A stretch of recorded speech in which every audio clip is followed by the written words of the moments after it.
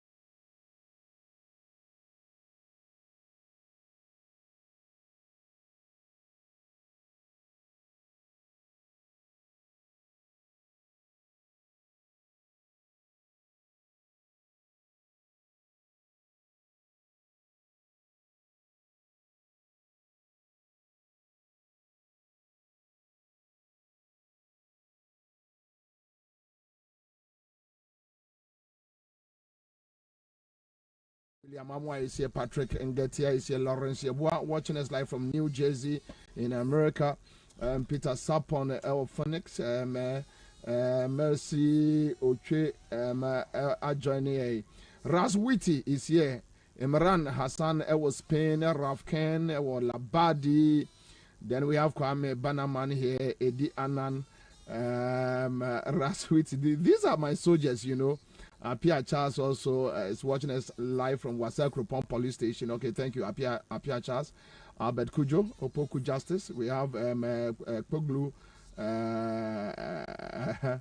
Godfred, Siripi Aqua, and so Ewa say. Yadamunya say an area, a dom ya, more jebre, more bimu, more shops, market centers, lorry stations, more offices, and more a film.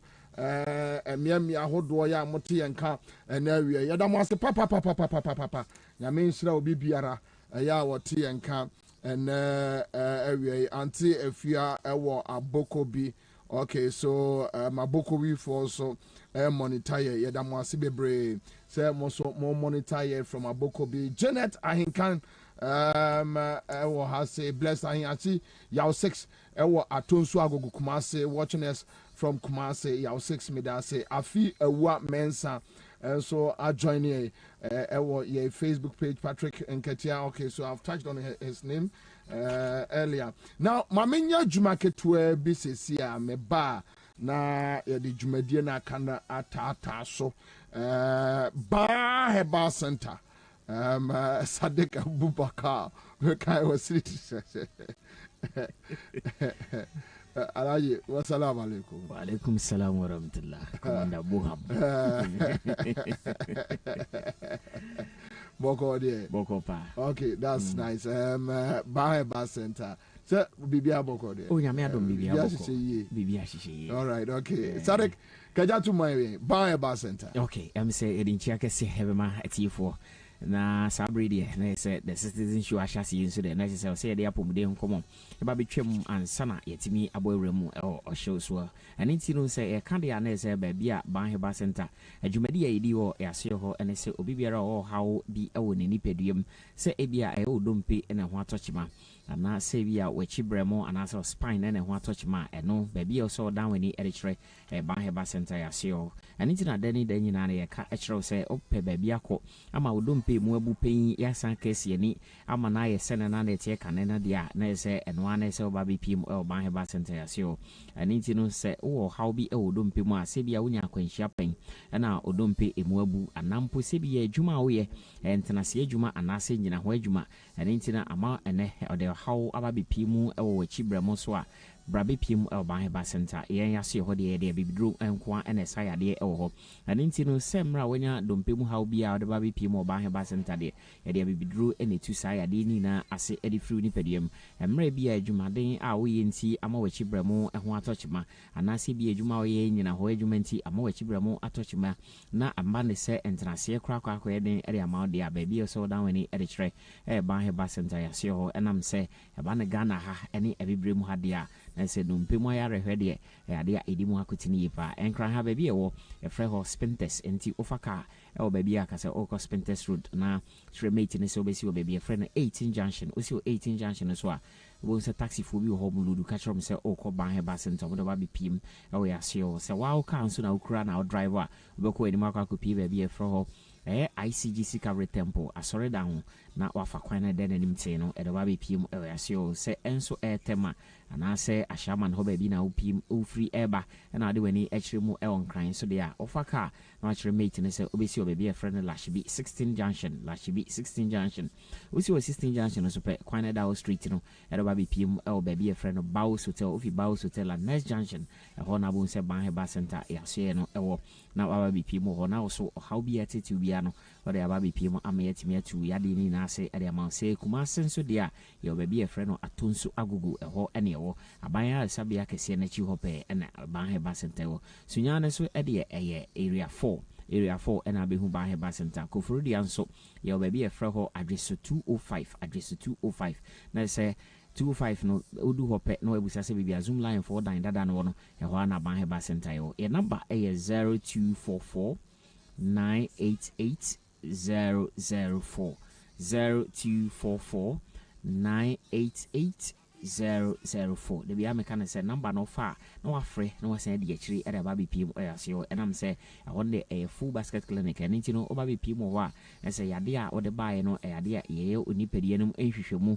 ansa na yɛtumi ɛde yɛduru ayɛ dan aka wo na hyɛ no so sɛ ɛduru nso a yɛde sa yade wɔ hɔ nso ɛyɛ bibiduru ɛna yɛde sa yade wɔ hɔ ɛne nti ɛna akɔba ne sɛ Banheba Center yɛdi mu yɛda mufoɔ a ama yɛagye ɛho abasobɔdeɛ aifa dompe mu yadeɛ deɛ yɛade a ɛdi mu tintiman ɛno ɛnyɛ dompe mu yadeɛ nko a na yɛhwɛ ɛwɔ yɛaseɛ ɛnam mu yadeɛ nso yɛade a yɛdi ho tintiman yie pa ɛwɔ yɛaseɛ nti sɛ bi a ɛnam mu yadeɛ bi te sɛ gonorrhea ɛna yɛtete wɔ a anaasɛ ɛnɛ akɔfa ɔhaw ɛde aba bɛtɔ abrabɔ so deɛ na sɛ Banheba Center yɛaseɛ hɔ ɛpɛ ɛna abɛnya solution no ɛnam sɛ gonorrhea yadeɛ ɛwɔ so a ɛno koraa tumi ma bɛrima bi da ne infertile na sɛ awɔ ho etimi yɛ den ɛde ma wo nti ɛmfa nkɔhyɛ na na bi sɛ ɔnama ebi a wontimi wɔ nanso ebi a na gonorrhea yadeɛ ɛna ama ɛnɛ wakwaboa ne nyinaa ɔmo akunkum ɔmo ayɛ roik ɛwɔ nipadie mu ama wontimi ɛnwɔ anampo emra wo hyɛ atade mpo a wɔbɛba fie numre no wonyi watade wo sɛ nsuo fitaa bi afiri bɛma mu aba bɛsɛ wo ho ne nyinaa ɛyɛ ade a ɛdi adanse sɛ gonorrhea yadeɛ no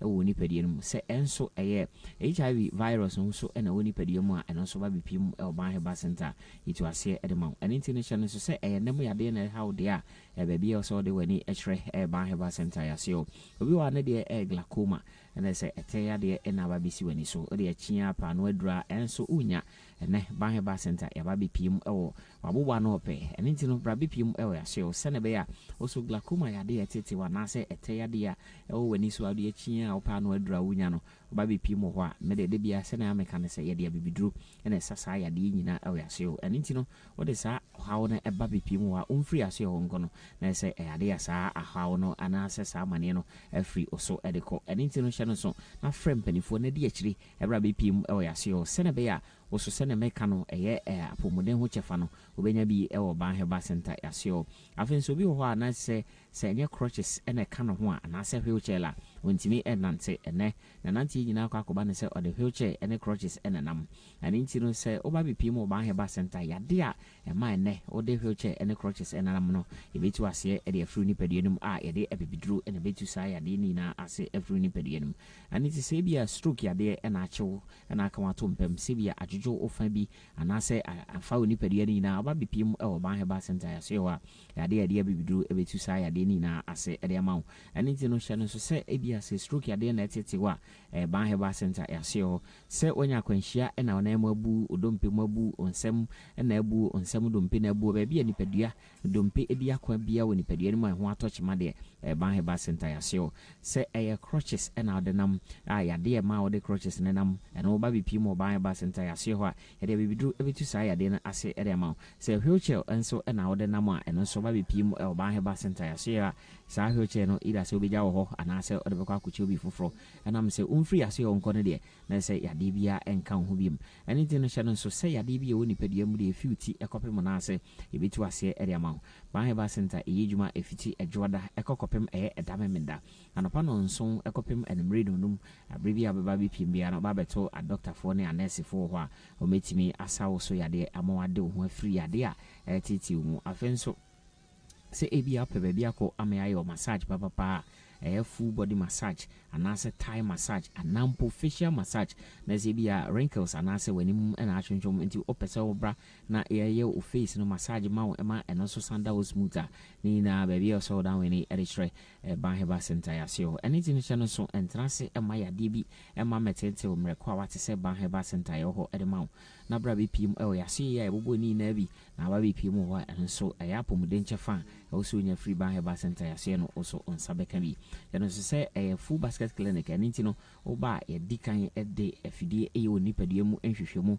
ansa na yɛhu yade na ɛtete na yɛtumi apɛ ɛyɛ ɛne yade no poma sibrɛ anasɛ ɛduru a wɔsɛ yɛde ka ho na watumi ade wo ho afiri saa yade no frɛ number no bi mu ɛyɛ 0244 988 004 0244 988 004 and then the number edidi juma o Baheba Center yasio chane so say stroke yade a Baheba Center say heni ayade na etete a Baheba Center say onamu na abu anase onsam dompe na abu anase baby a dompe ho atochima bia no Baheba Center yasio say massage nso dia Baheba Center yasio enti na boy mra ne say Baheba Center de ba bi pi mo yasio a yade bi etete we futi ekopem na ase de yade a ebidwane chane so natural number not 2 na friend na de akiri bra 0244 988 004 0244 988 004 Onza Commander Boha my lazy ni boot no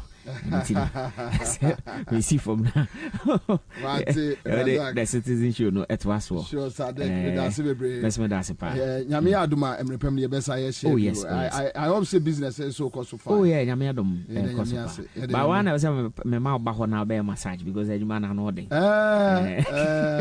massage no one na oh that be nyame ana me o say me say mo dey na e obo mo say me emre o say e mai we bi ho mo ye o say e mai we bi ho mo ye I have my kind meal. So I could command lady over a special treat bar. And maybe they have massage, you know. Mint. Oh, sir. What's it? May say a maybe and a massage, you know. We got it. Massage crab with the Yadia. Oh, sir. Oh, and also, yeah, come on. Oh, yeah. What brow? Yadia, many should I do? Who's a old transit? Oh, yeah. Commander Usrana. You want to say? Why? What I say? That's more fat.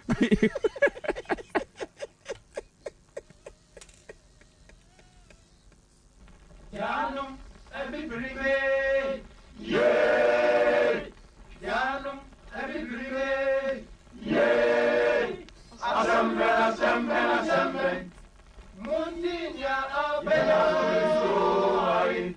Munya abena yuai. Yetio, yewa, yewa wadino. Amanyina rekwajano Amanyina rimwejano Yetu yena yebe kopyo Yeshia munyansa yebe muvyo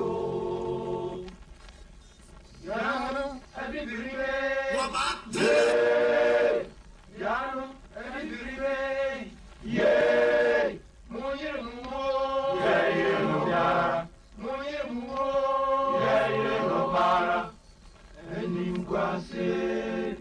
Eningwase fata bibirimo Yere ya unende na marequire from you Everybody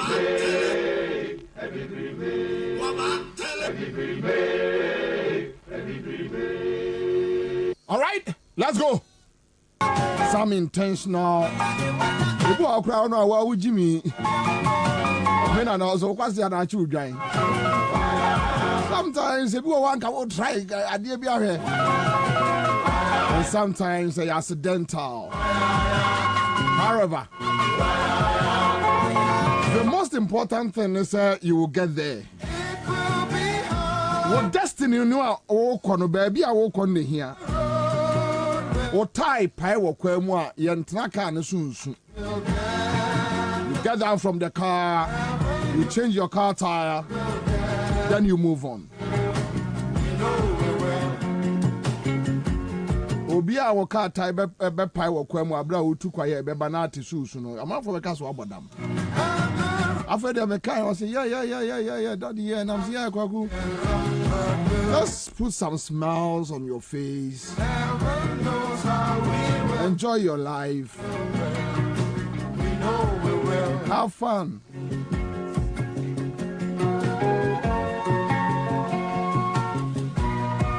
Yes, you are 16 years. Damn, see, I cry. I will bonk cry no. Yeah, when it is so bad, I say, I dare a drew no, we will get there.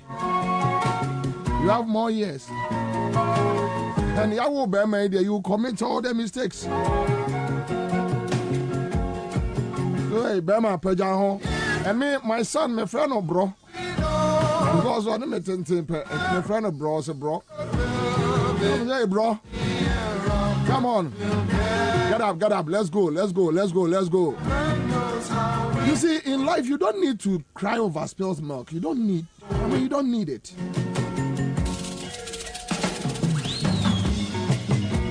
When one door is closed, many doors are open. And that is from the Jaja Eye man. Kwabena Bob Marley. Oh, yeah. The church will be area, baby. I'll be no, Mohammed Kwaba. Jumedia, your friend in the Citizen Show. Cynthia, your boy is here on Facebook. Thank you so much. Isabella Adams, Echo, Bentum. Kwame Banaman. Edwin Daniel Pokuase. Aliwa Demu, thank you. My father said for now. Me Cephas winning me different idea. Cephas me different idea was our reshuffle because I've seen this thing somewhere. Me was idea we be somewhere last week. I think so. So reshuffle we there. Me. I'm a one reshuffle. Well. Hey. Pakro na wi abona me yo odo ye wu na. Hey. Yeah. Lately was a bia. Mbacho. Odo. Mami. Babe. Mami. We knew me your babe. We knew me your paho. Boo, your paho. Hey, babe. Boo, your boo. And could I reenti? Ever from babe. Is that? Yeah, I will be empty. Really, yeah, reshuffle. Yeah, but national chairman de ma NDC actually Ekufuado said. But hold on. Is it true? True. Yenye free parliament. Where your list on the Aqua Parliament. Really? Are Katie Amanda appointing a young one? No, unim. Names we by. Me who somewhere last week. Oh, okay. I madam for be page. Na man fee as usual. I thought say Dada Uncle Comotinti. Dada Uncle Botinti. Yeah, man from Madrid. So okay, so Nana Bobo my. And when it shut down your reshuffle because I buy say ministers ni munu space I buried them. Vacancy I did them. Okay, so a vacancy na buried them. There a vacant na do be abeshim no near who say a reshuffling and I say a feeling no more because enti trade minister ne enu say Yalanche Martin trade and industry na Yalanche Martin will tender and resignation edema president enti so hold on so with the trade ministry yeah enya reshuffle it's not like you will be a free there be Ed will be a barber show. Why a vacant? So let us not talk about trade ministry. And you will be near the Nabes okay. I mean, some reckless man be. And you're going to go and say, Ghana, rant here. Ghana, rant here. Okay, so young fan say, yeah. Okay, Alan, you say Alan, you send me Bajima. Tia you Bajima back of on your Jimmy back of show. The Ketiamo is just a foolish man. Anyway, so that and minister for ministry of food and agriculture in Mr. Noye, papaya washe yumi. Minister of papaya washe yumi. Akoto. Okay. Ono na newo. And also the resignation letter aba. Any idea what I say? Bright Champon. Okay. Right. Champon na edinako. Okay. And the chieftaincy and religious affairs. Ono same say me say ono so ed in letter akoma president. Kojokum. Kojokum. Kojokum. Dia no Kojokum. Anyo no de two ambulance mu bi no ana anyo no. Debi. Oh anyo no aho. Oh okay, because Kojokum no so yare yese nyame anye no anko wuyo so kodi adanse e wa sore dem no. Ana so na na da ambulance no mu. Se chieftain ono na yede ne two ambulance mu. Kojokum. He levy ho. Kojokum. Wono na yede two ambulance mu ko see parliament. Enti Kojokum na no yare Kojokum e ba parliament no. Wono no de two ambulance mu e de ko see parliament house ani mu wono mo no.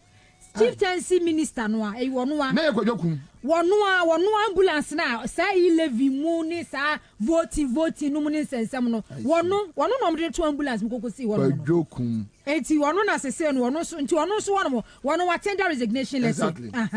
Enti hono mo reshuffle BNC enti wono mo so Stephen Asamoah Boateng former kane kofo time information minister ya ne hu nsem bebre ne yire na odi se Zuleko se mama enti Stephen Asamoah Boateng na say ne wo replace ambulance enti ana afensu Muhammad Amin Adam ono so Minister of State, Minister of Finance.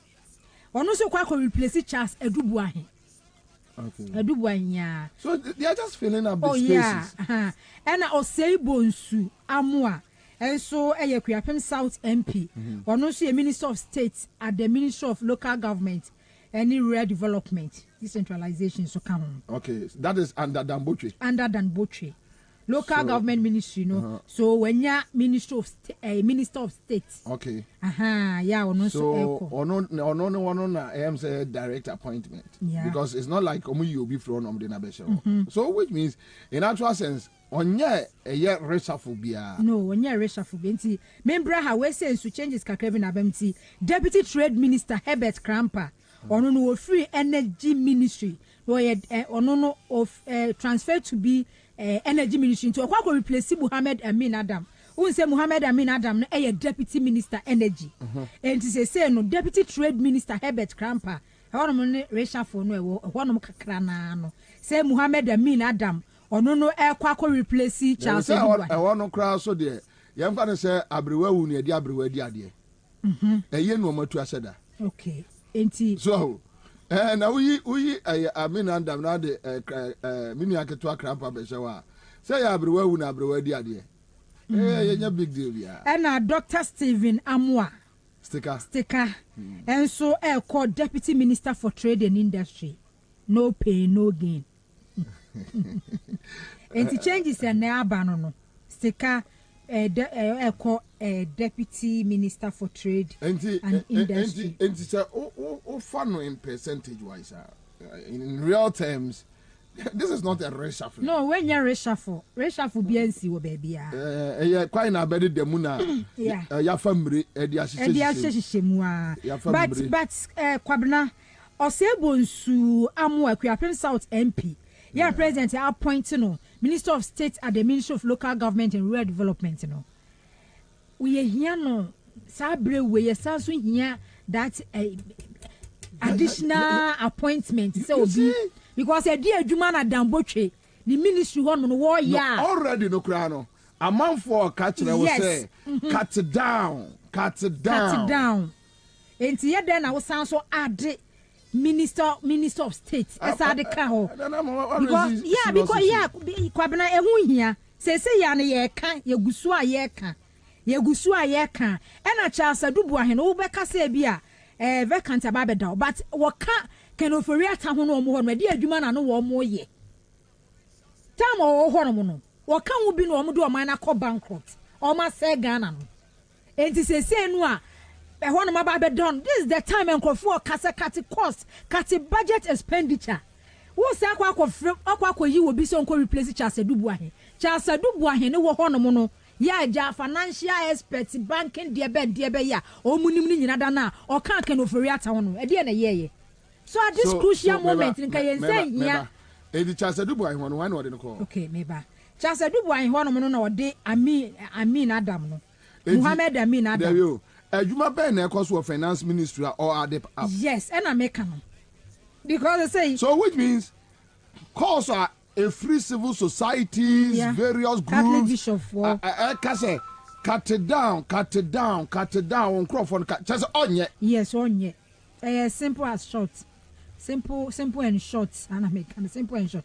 Because who could replace Charles Adubu ahe. Ediana Charles Adubu ahe na woye. Ediana woya. Enti se kwan ba be demu a e wasa wudu obi ko replace no.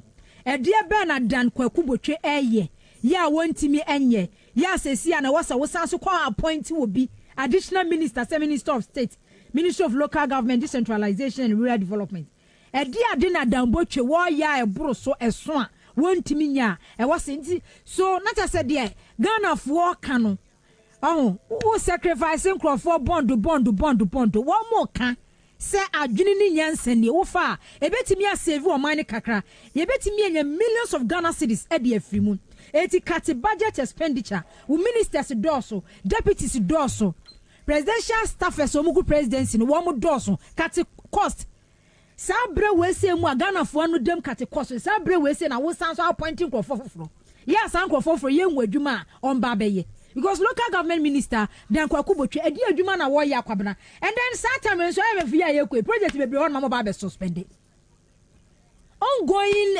infrastructure development bebre ho no mo a enema bebre ho na mo ba be suspended because of IMF aye ko ni ka ni wo eti se na wo gusu na wo appointing kwafo for do ma be ka ho no local government ministry ho no mo no edi adwuma na ekoso ho no mo a Dan Kwaku botwe ehia additional hands ya wo sa kofa no another sector minister a resource no edna ba be ka ho keno ofori atade adwuma na keno se de Ghana ye wa atweye mu de ya de ba ko se IMF because without IMF no credibility and confidence be any system ni in the emphasis say no obi to say obi amoa ono oye new ewom me boa oye new so far or you knew ono na minister of local government mamene Dr. Richard Amakoba anya adwuma keto abi former political science lecturer at University doc maha yo doc quick one so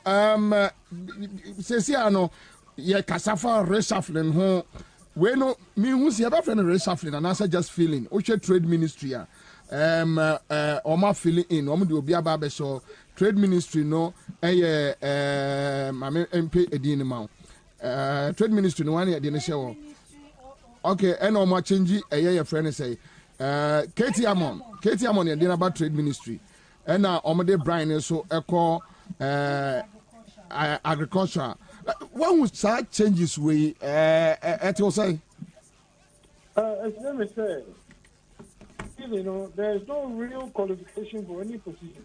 The president maybe are not no one share annual money, share details, share specialization, you bit my no one's all about being a near work or two. Now the question says, you say a man and you're reshuffling in here. The here are buying better me part to a buy or more tissue. Now buying sick a dino a coffee. Yeah, no one said that doc here because young fan say Obi Amwase or the Obi Amwa Asiaba Beye minister of state or a local government. yeah, Obiafu say, oh, and Kawano dear, a dear, then Osha Chasa Dubuahe, or no one a resign, was appointed Obi Edna Quaquaso.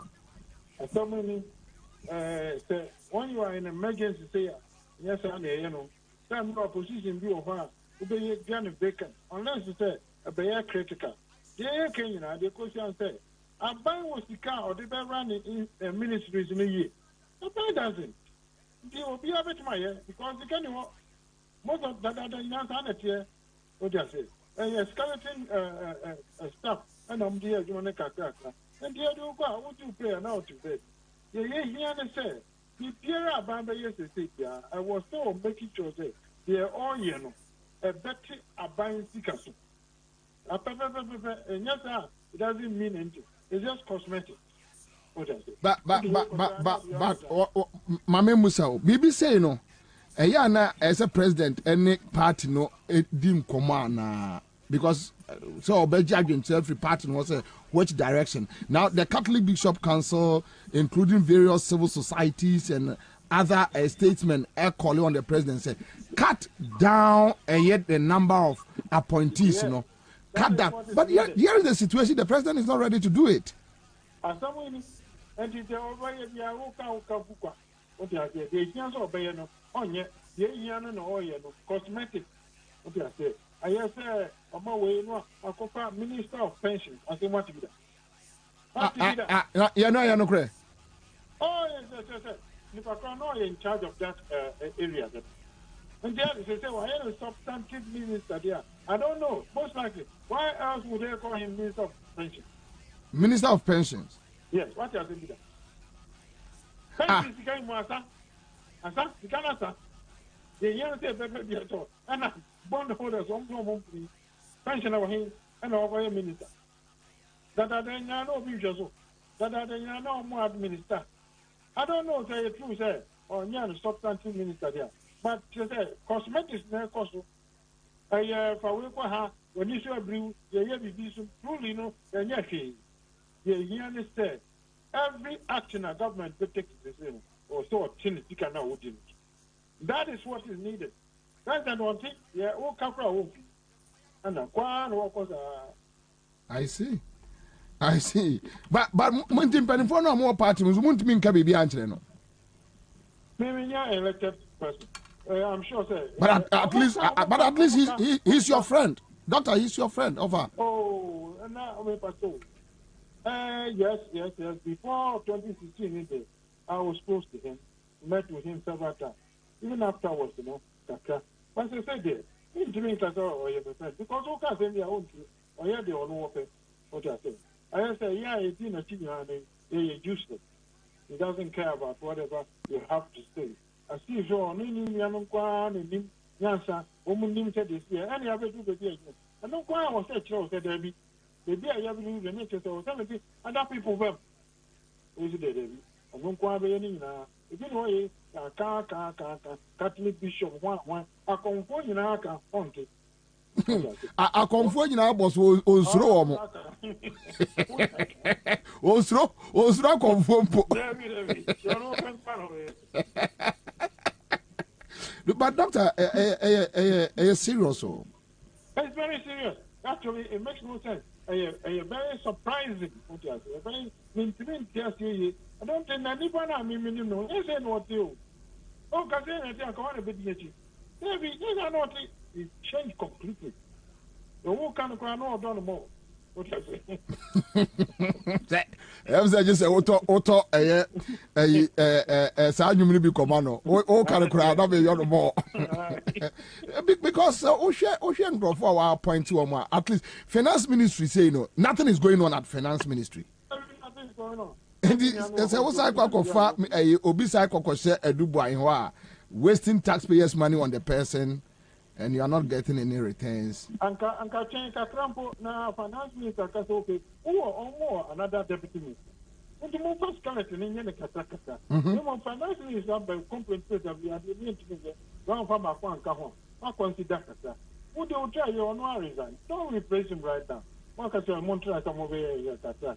They can even second other personnel from other ministries. That's how you do it. And you already just say be a business as usual. No one or the cosa. Okay, sir, business as usual. What is the meaning? Oh, said how he's been doing this, and no one way. What you say? The same said the assistant Kakani, plane now on private jet now on fan. Now, I say, yet, I am. Now, Ghana, Mambo, what do you call Qatar? Now, President, who do you Why? Why? Yes, sir, when it's business as usual, you be a good year. The way the home team, who pay, I forget, why? Mentia, just of maybe two baby a year or actually. Because deeper now, but doctor, my follow Okasa free last year. It seems like you feel so disappointed. I feel sad for the country. We have the ability to do 10 times better. Nankophobia hijack against our money limiting who can't almost now then go use who's on Zana. If the president here, why yeah, dear say shoot to anyone to against us or one who got yeah, the question said it was a basic number one or tissue. That's the key thing, nothing else. That is the key thing. And in time, exchange rate, I have bad, I have fiscal policy. And your monetary policy, Uncle Catcher Bank of Ghana said, raise lending rate one, it won't do anything. Because what would this come? Amount for your confidence, your economy. Would this come too much? What Bobusians are, one of the confidence will be a Bobusian or the back of one of the confidence. And that's what it is. And so, okay, on. Now, Bank of Ghana, so I hear shenanigans, I hear the Koha, and I raise away, and the one, nothing changes. Every day is getting worse. After I saw me say, Bank of Ghana is financing Ghana government. After I am a fact, I catch you almost. And you say, oh, catch Bank of Ghana, so Mamma years out. Monia agreement, some Monia have you. Bank of Ghana should not collect treasury bills money and give it to the government. And nothing and another on your idea also because yes I know yeah and can wapim da. You can't even but one for account. You can't even ask any band also when you be free. That's all you be free. Because all the candidate my president. No, they cost I think I Bonjour so can no money yeah got this treasury bill. Yeah one. That's what's going. They say bank IMF now next month, share what we are going to do. And what you're about after pan and say bond holders or more young so a man play there, and I'm telling you a month for a 7 hour. Obia so the Pietro me. Yeah, Papa, Pietro no boat. For Pietro. And I want to bet you. Anyway, Doc, but you're betting Kobomin said now, oh, baby Muna, or Giant Bekasai. Thank you so much, Doc. All right, okay, so that's it. But Nanama, but it's a pensions minister and Sana Ignatius Bafo, we are Sana Nucre. Abba, ye free some grab. Tiasem.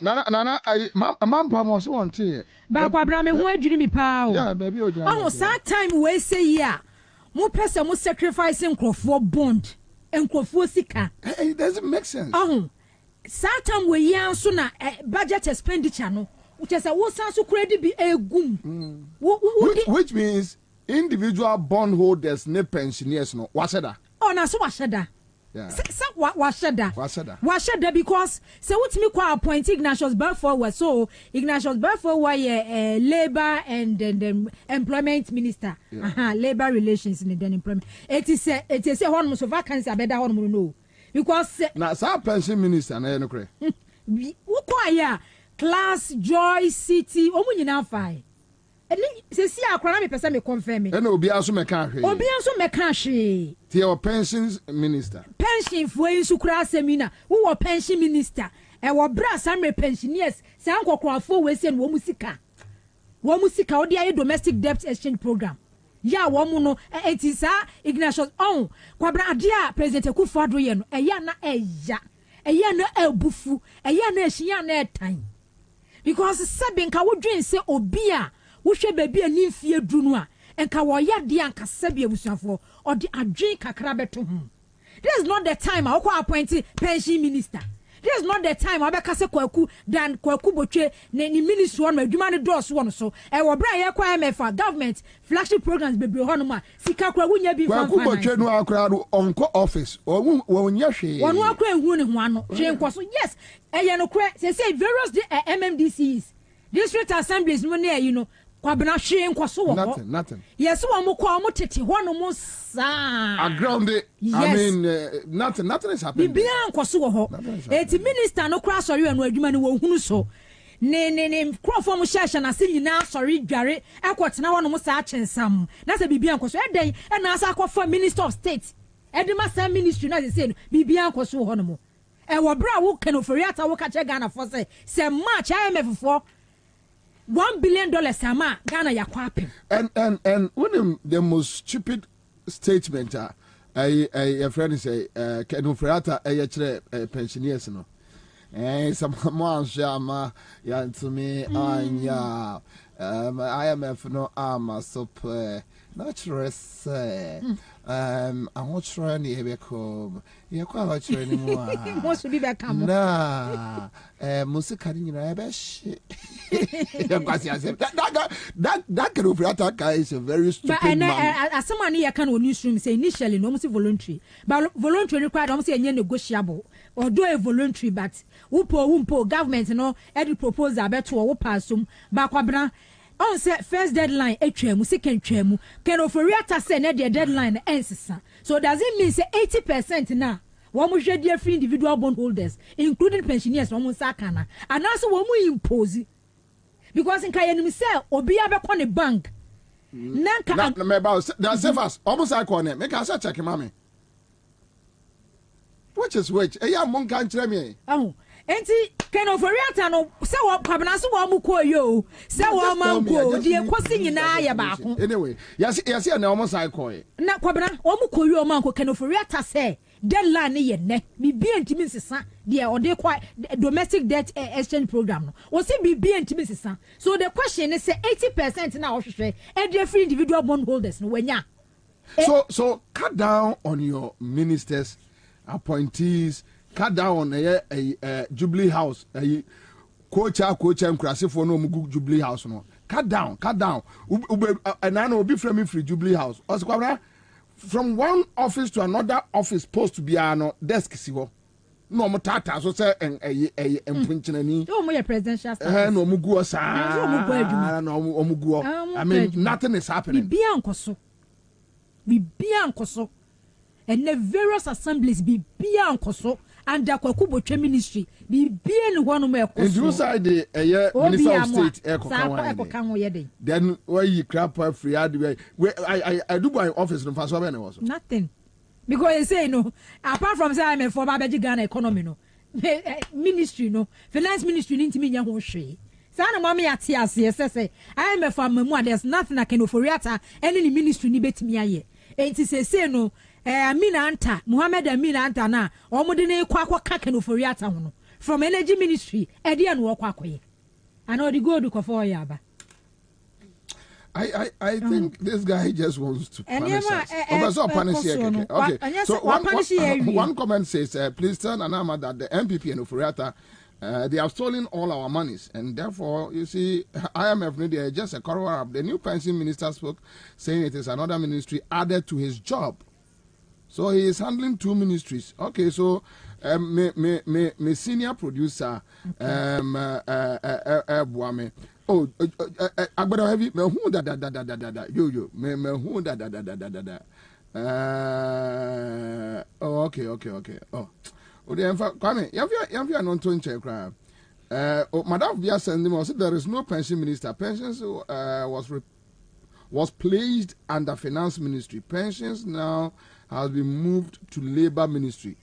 Also Bibia said no. Bibia said no more. That is also to say Tibiana or Nimadekro.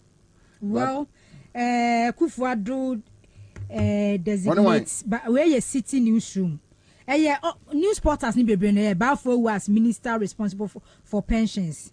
And you know. Okay, so President Kufuado has designated the minister for employment. Okay, so Akokano as minister responsible for pensions. Okay. So, Madam Lecture be Legon say there are 2 deputy ministers of the finance ministry, John Kuma and Abna Osiasara. Yeah. Can you imagine? Charles Adubai was a minister of state at the finance ministry who resigned, and he's been replaced by Mohamed Amin Ansah. Wasteful government. Wasteful. That is the point. Wasteful. So you already have 2 deputy ministers. John Kumane Abna say wow say Abna say mini Abna say me Kwabena nti ono so ya Abna. Okay.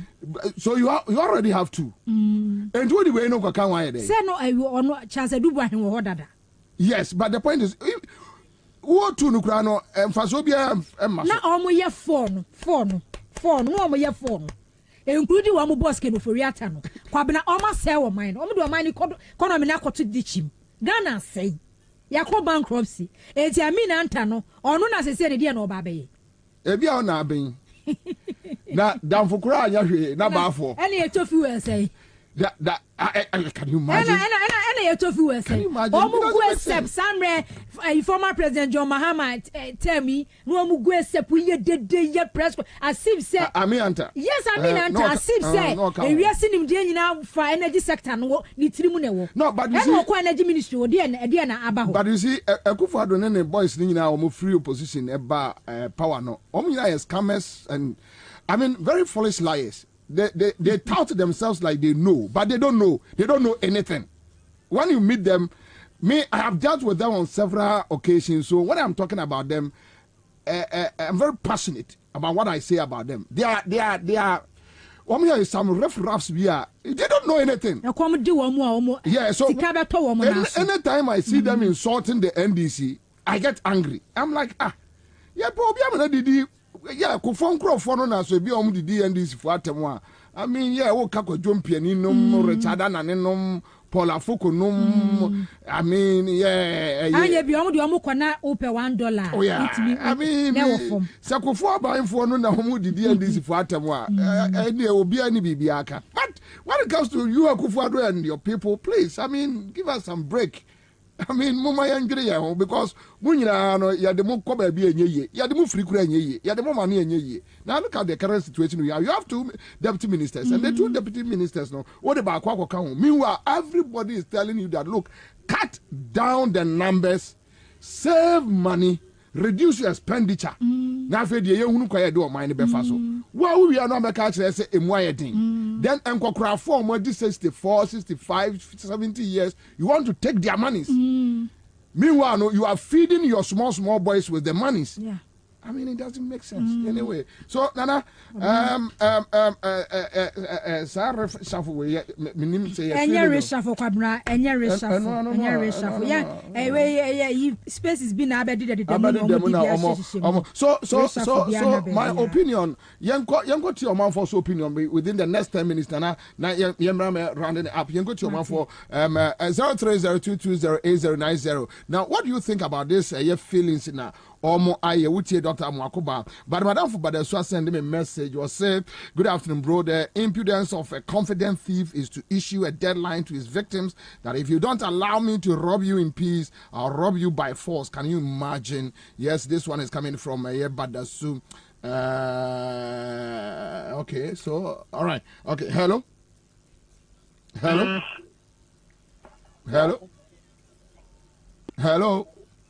Okay, all right. Hello. About your first free. Kwabena. Okay, Ben. Yeah, Dante. Bobie.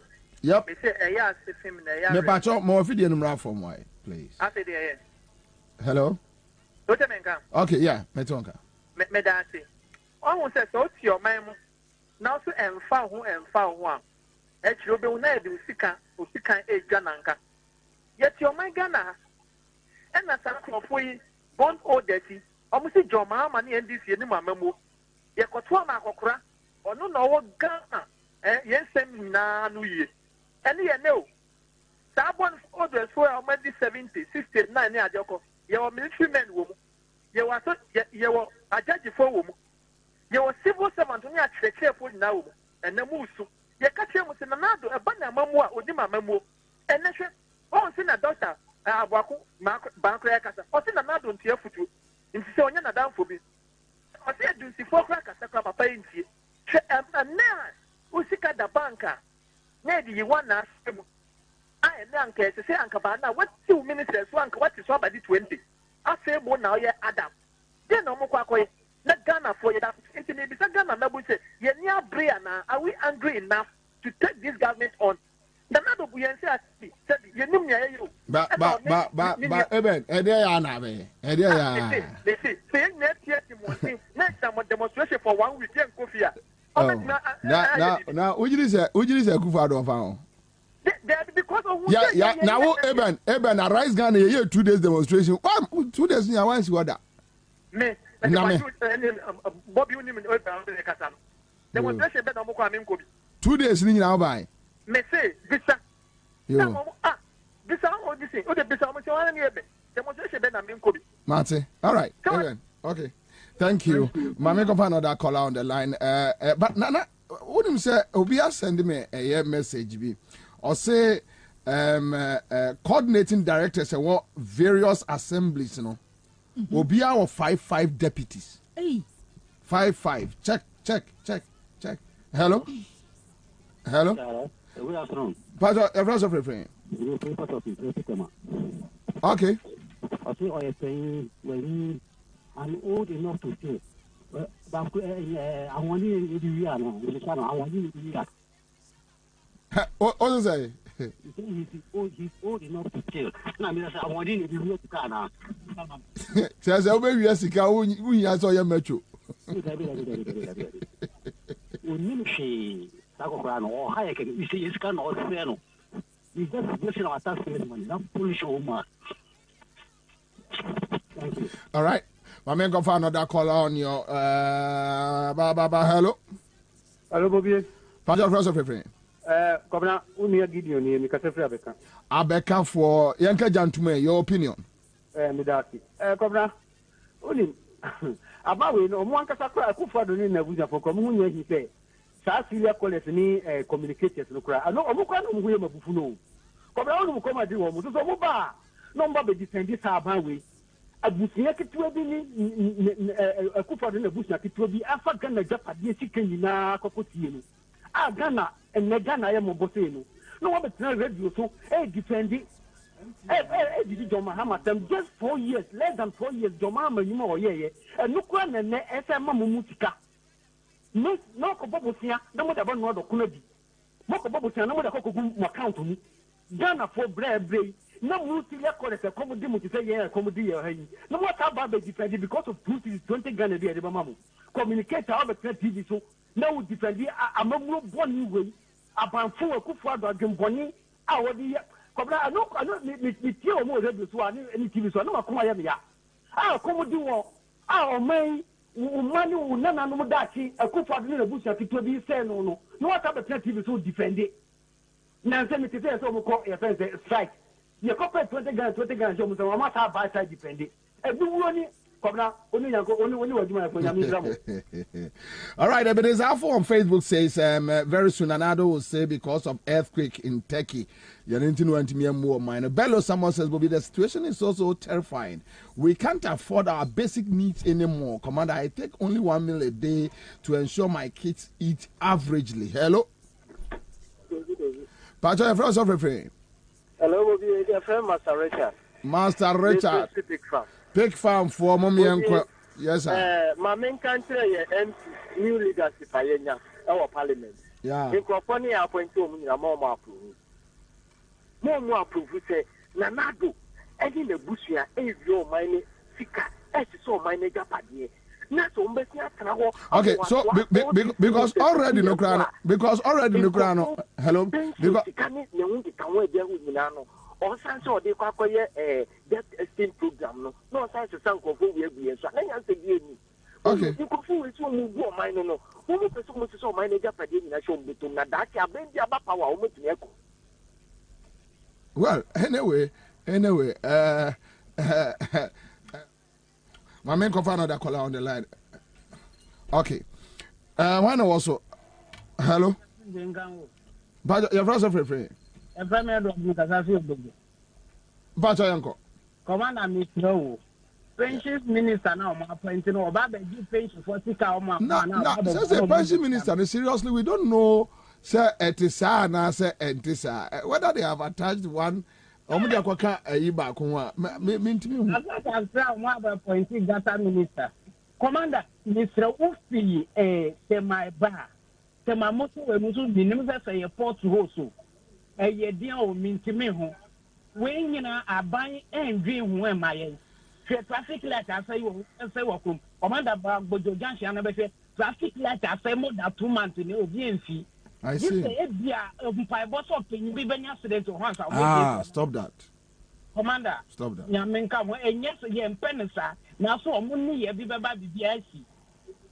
Okay. Commander, may that say.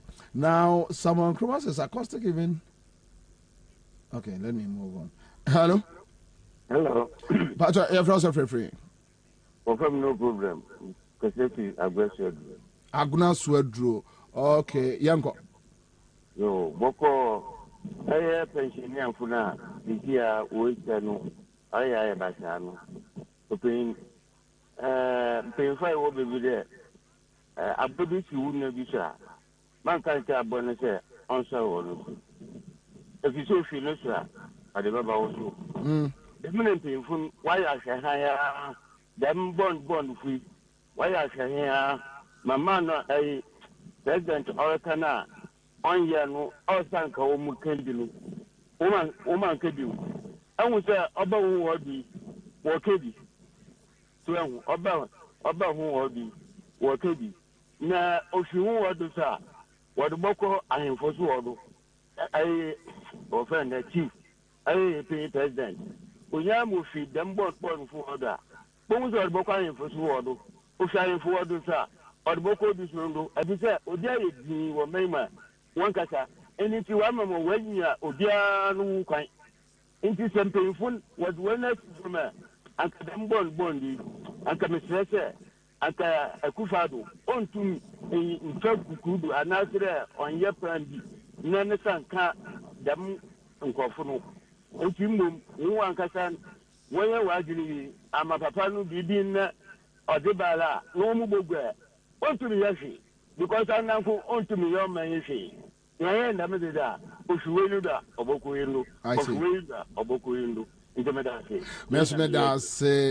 Shabe Bre, Mefabe, last 2 callers, then I am done. Hello? Hello, Commander. Yes, sir. Me did you of a case. Circle. New press station circle. I don't know what Timothy Facebook. Why did you do it?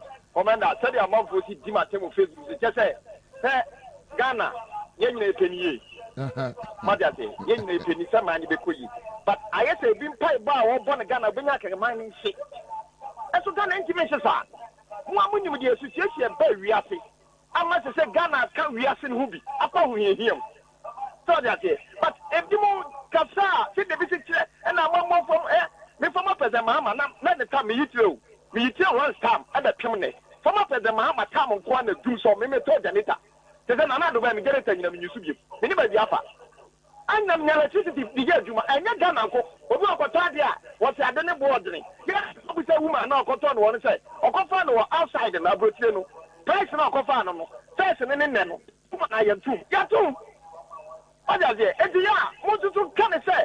Ese die the best commander what about can the former president Mahama person oba no the person yema Ghana country ye of a keme me pa metro ba ma no but say na do adisika e na atim for the nyamisi o macho tebi o mu nyamisi akro na che enye ne what does it e di mo do ka e na atim e na atim for kakra bi na didie ei atim for nyamisi o macho tebi makohoda enye kro for sebi nyamisi o macho na na do papa bobra me papa bobra say do papa bobra no dino nye opportunity say ade be masika ni here ni asada ba ku education e di mi wo fa me ban kobi no ni na do banda ye pe e di no so bia fa ban ko school fee o ma de pan kroma won oba kroma ma bo sia dawo e to friend case kura no for kwa no timi ye challenges na do about my the whole Ghana okay e di ma sre e di kere hu e ma na che e se na timbio all right man ni mo de e na be state ya be top of ayi ni jafo me be almost state back ban no mo ba Ghana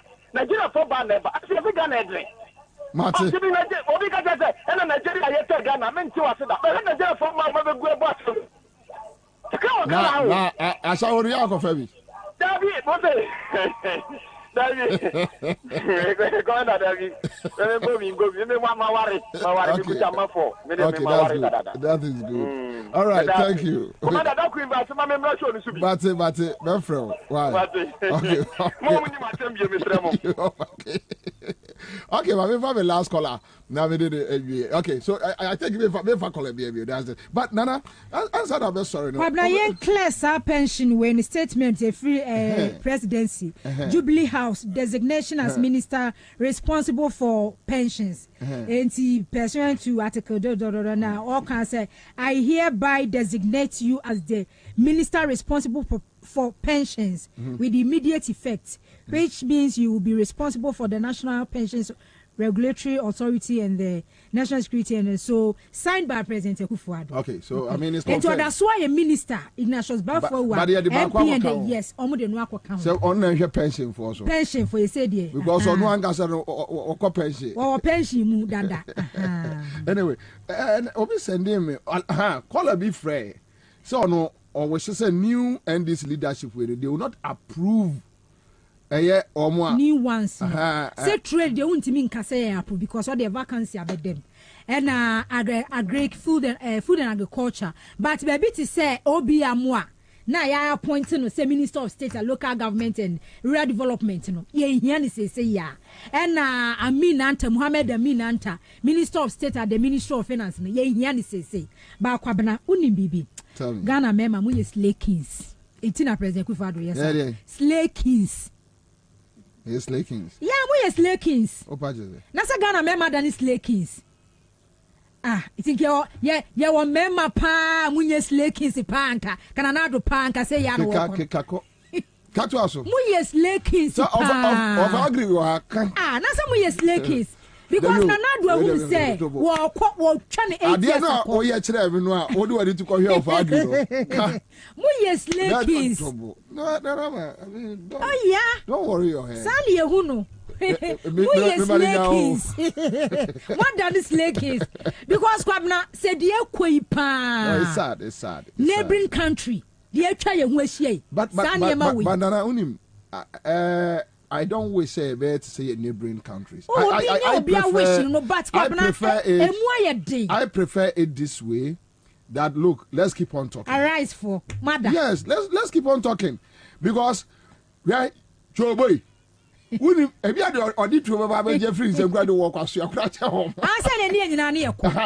we should take our time. Let's talk. Yeah, let's criticize. Because Obi pension. Akokra no pension. Abrewa no pension. Kwabena. Shahu here wouldn't be room. Then you keep on adding up. Yeah. At this time, kwa appointee Obi amwa. Ekwa appointee Amin Adam. E wo bra sabre we say.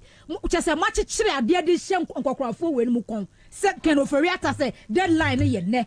The Oma Kenya on found deadline. One check my say Kokra call or more demonstrations. Okay, all right. So that's it. Live at 100.5. Me will be now. Debbie. I'm say a phone to my men come and conquer. Okay, so Yabaya Juma and baby Bia will be on your Baba Bedim come more about the industrialization, cost of production, and various industries. What is happening there? Because look, Nkomono, you can decide to talk about the Kufado 24/7. It doesn't solve the issue. You can decide to talk about what Mahama was supposed to do at 1 year and solve the issue. No? Now the real issues are there. I mean, clear. Me obi kwa your friend say pineapple juice. Or talk of agree, motono bottle no. Bottle no motogum no. PT bottle. My friend say PT bottle. Okay, PT bottle. Sa bottle no or to say no wa bottle ne wa package ne say no akoton ne say obey labeling e de afana yi ne ho obey label obey niam bebre. So looking at say your tax system,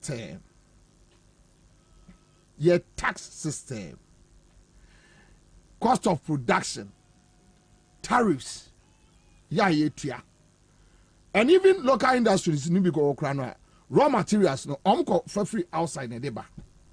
Import duties to say, or the bar or buyer or ben manufacture or tone say. Now ordinary gun and you know better say. Now no so yan and fast war. Enti abine say okay, may ye be biama. Eya omo the imports ban a discourage you agreed. Enka AGI for omo no argument no. Saba ya local industries no so bet me apeja. But here's the situation, the local industries are also dying out. And when you check the local industry, graduates are almost absorbing almost into that system. Industries no very huge. Very huge. Graduates almost absorbing almost very, very huge. And that is why today, Tuesday, we need to talk about situations away. So Miami offer Mora Samuel Agri, General Secretary of the Food and Beverages Association of Ghana is in the house. Samson Awengobit Asaki, Executive Secretary, Importers and Exporters Association is Wabeka. We have other importers, any industry players. No more be dim komo. Near Busam, and I will be sending them a video from Jubilee Terminal Center or Tema.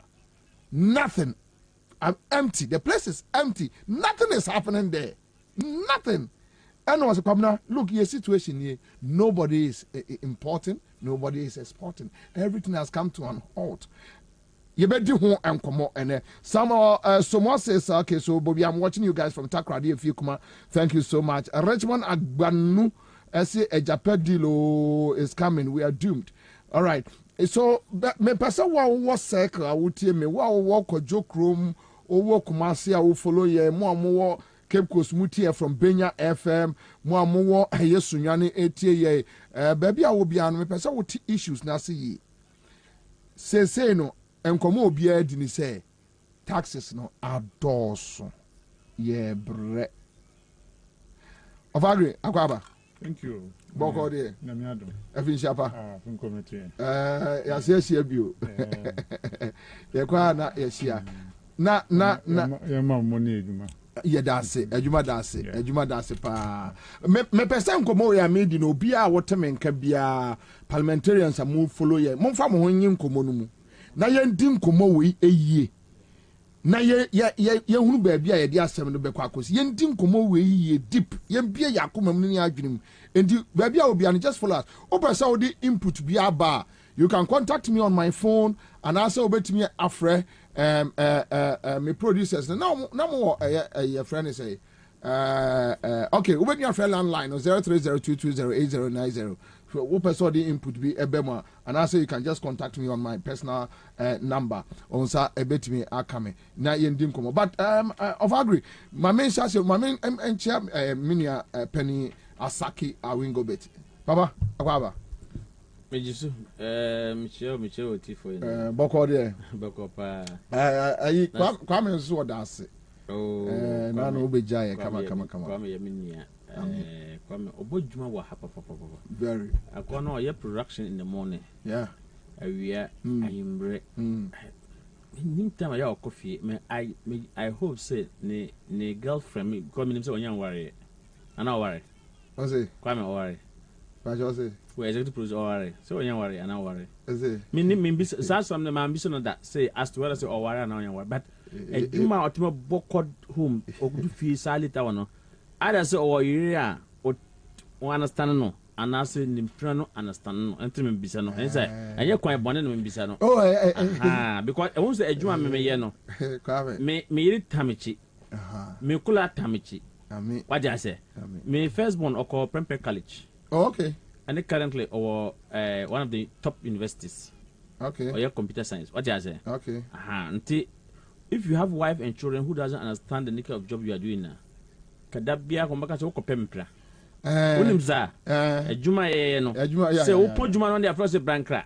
To say me sorry me committee custom long room because you are new commander and new 2IC our time report. All right. Me one a friend say esi me braha. Meanwhile I was supposed to go for lectures. Okay. Until me free esi me call lectures. They say if you have a wife who doesn't understand the nature of your job, then you have problems. Yeah, and then about our giant ceremony, what I say. So I'm recommending or I'm commenting him because how hard the guy is working now. And the production till 10 p.m.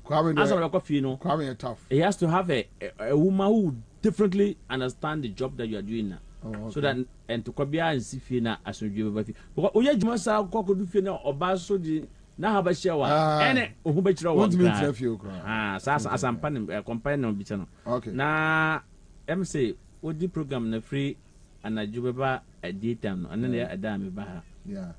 Timmy Joe T for you now. You know, we didn't behind the scene. Yeah. But me in fact, I know about Belgium.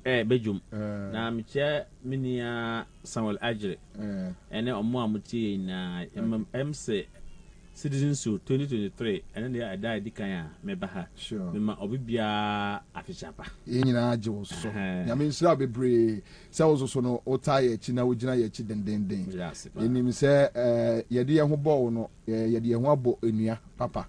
Yes, we had asked me. Yakaya Nia Baku. Na Yako. Niri MC no Okowo and now no fun no free me. Yenia or Need FM. Oh, okay. Jerry. Oh, near film. Oh, yes, won't it? That way. Oh, near film. Nah, too bad. My son, no condolences. If I know a Ike, one of the Peace FM producer, can person who, or yeah, 1 week already. Emerson, 1 week concerned with Kwame, ne, my man. Okay. Tim can say, a year say, you do on my essential. I'm so free Conongo. I'm so Conongo be pizza now. Majority near film. Yeah. Anyway. Okay, of agree. Yo. So, what have me power? Oh, what can James say something? Bank me the dictionary, 3 dictionary, baba. Anyway, we grab him second over coming back. I'm glad some no back can run the back. But yes, I'm picking from go for good back, baba. Good for me that bolly. And so when anyway, so of agree. More last week and more issue statement. Ghana Food and Beverages Association and Murrezi issues about taxes. And my industry no said the ACS shrinking. What is happening? Yeah. In fact, Ubesha America created me, and I say as far back as 2021, and now nearby I say be my industry, maybe esanse o de 1D1F aba na 1D1F no say ye hwa ye were existing companies omo no omo ye omo adwuma na wo de 1D1F so ba na incentives na ebeko this side no will it be the same for the friends saying you operate 1D1F? Okay, because we are 1D1F presumably no amount other incentive benefits, tax holidays and all that. How do you compare these two companies when you put them on the same platform? Apply for 1D1F no modalities need to say ubenya 5 years your friend is saying mandatory amount tax and a bank super partner in a way and usain ebenya some your friend is saying exemptions into Sanyama we know, and you are expected to also get your raw materials. But scam by Jeffrey Exim Bank amount ubetia loan, like ubetia interest. Ubetia, yeah, by a very soft. Okay, yeah. Okay. You know, ushe Sanyama we na baby sounds na me na misumi operate on the same line. Now on also operate on the 1D1F. How do you? You know, we expect to say nka we put some modalities now. Both sides in a benefit. You know, we share the tax payment of the existing companies. How are we going to do it? And I will share the tax payment of the new ones under this facility. How are they also going to do it? As I'm telling you now, companies need to be under 1D1F. Be close it down. Oh, yeah, it be a close it down. Over there, yes. Over there, it be a close it down because. And I said they were not able to take off. Okay, so more data to that. Well, I can provide that. I will provide that for you. When you mention just two, I'll mean body. I will provide that for you on a quiet for your consumption, and then later, if you want to make it public, you can. Or more close it down. Yeah, they've closed down. 1D1F. Yeah, 1D1F. Over Semakochi loan 1D1F. Nabi binti. Okay. So then close it down. Well, we share the existing structure of our taxation now. It doesn't help. And I will share other instruments either say either mismanagement or whatever. I can give you a background of a company that used to be a miller. Now Yamano, other incentives. And then he went in there to rebrand the company under 1D1F. Now, measures that were Senka or follow editors, they were not able to. So they have to shut down their facility because of those. But or shut it down still, obetia. You still pay. You have to pay. So, oh yeah, dear no. Not say a bank person partner. You want to go alone on the solo. Your friends saying frontier. I send Kwabena support. And just say, or didn't who be shame say, I will be part of the business. And yes, 1D1F. No, I cannot. You know, we be conform a year 1D1F ni na. I buy and who shame in a way. So, or partner in a way. I buy no one taking decisions. Yeah. Really? Yeah. I buy no one. I see. Now, company back one also make me amount abonidin to say baby to say Kumfi. Kumfi came under 1D1F and we share or more production line in some year can they be and say my industries no and we have on to me in producing at a cheaper cost. But the very moment you set up a facility in this country and you start producing, you hit the bar. The very moment that you start your company from your friend is saying scratch to the top, you know now what the car and the best start because you've gone for loans that you are paying around 27%. I want to mean to you. You know, if you are somebody that goes in for such a facility, now say who started production, I say when to mean break even, how are you going to pay for that money? This is the question. How are you going to pay? So taxes need be banks and ham.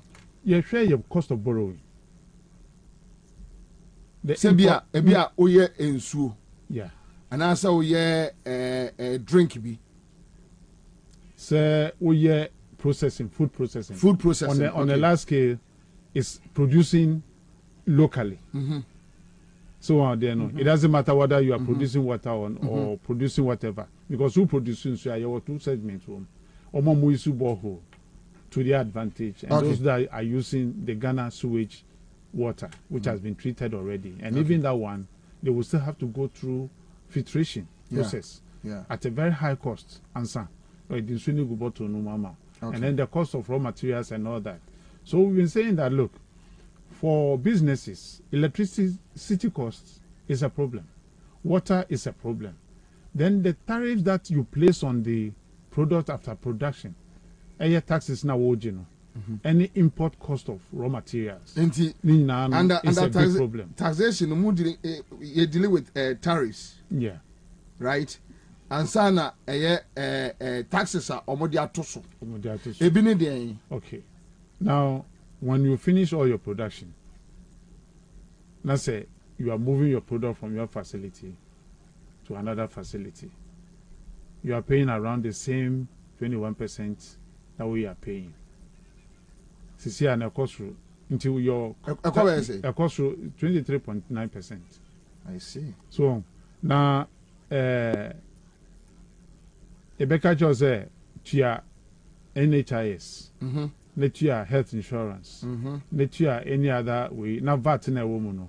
That is when you calculate and then you pass it on to this your friends and distributors and retailers, who will then end up paying the value chain. But Usha in Kawutia side in Yamano, it shouldn't cost you from your facility to the consumer, another distributor. But you see, our tax system is structured in such a way, say, as you are producing and you are paying, the VAT component is something that you pay upfront to government. Okay. Which shouldn't be. VAT is dispensed when you are buying the product. But in our case, you pay the VAT before. Now say, a drew on na say, utia, na say, nemanko yene kobani say, say, in an answer when ya never be a went to me Anton Jinese or Seno, a year, friends, there's 5 products. Which sequence now? Government is not able to tell you, says, I never we are. Wakra de Abana went to me Anton, and I say, never we will produce a went to me Anton. May you free honum. Now, cost involved, no? You can get back your money. No. I see. You see? Into the Waboka, and the Wawukana Wabo. If you don't find a way to incorporate all these losses into your cost build-up, at the end of the day, you are running a zero business.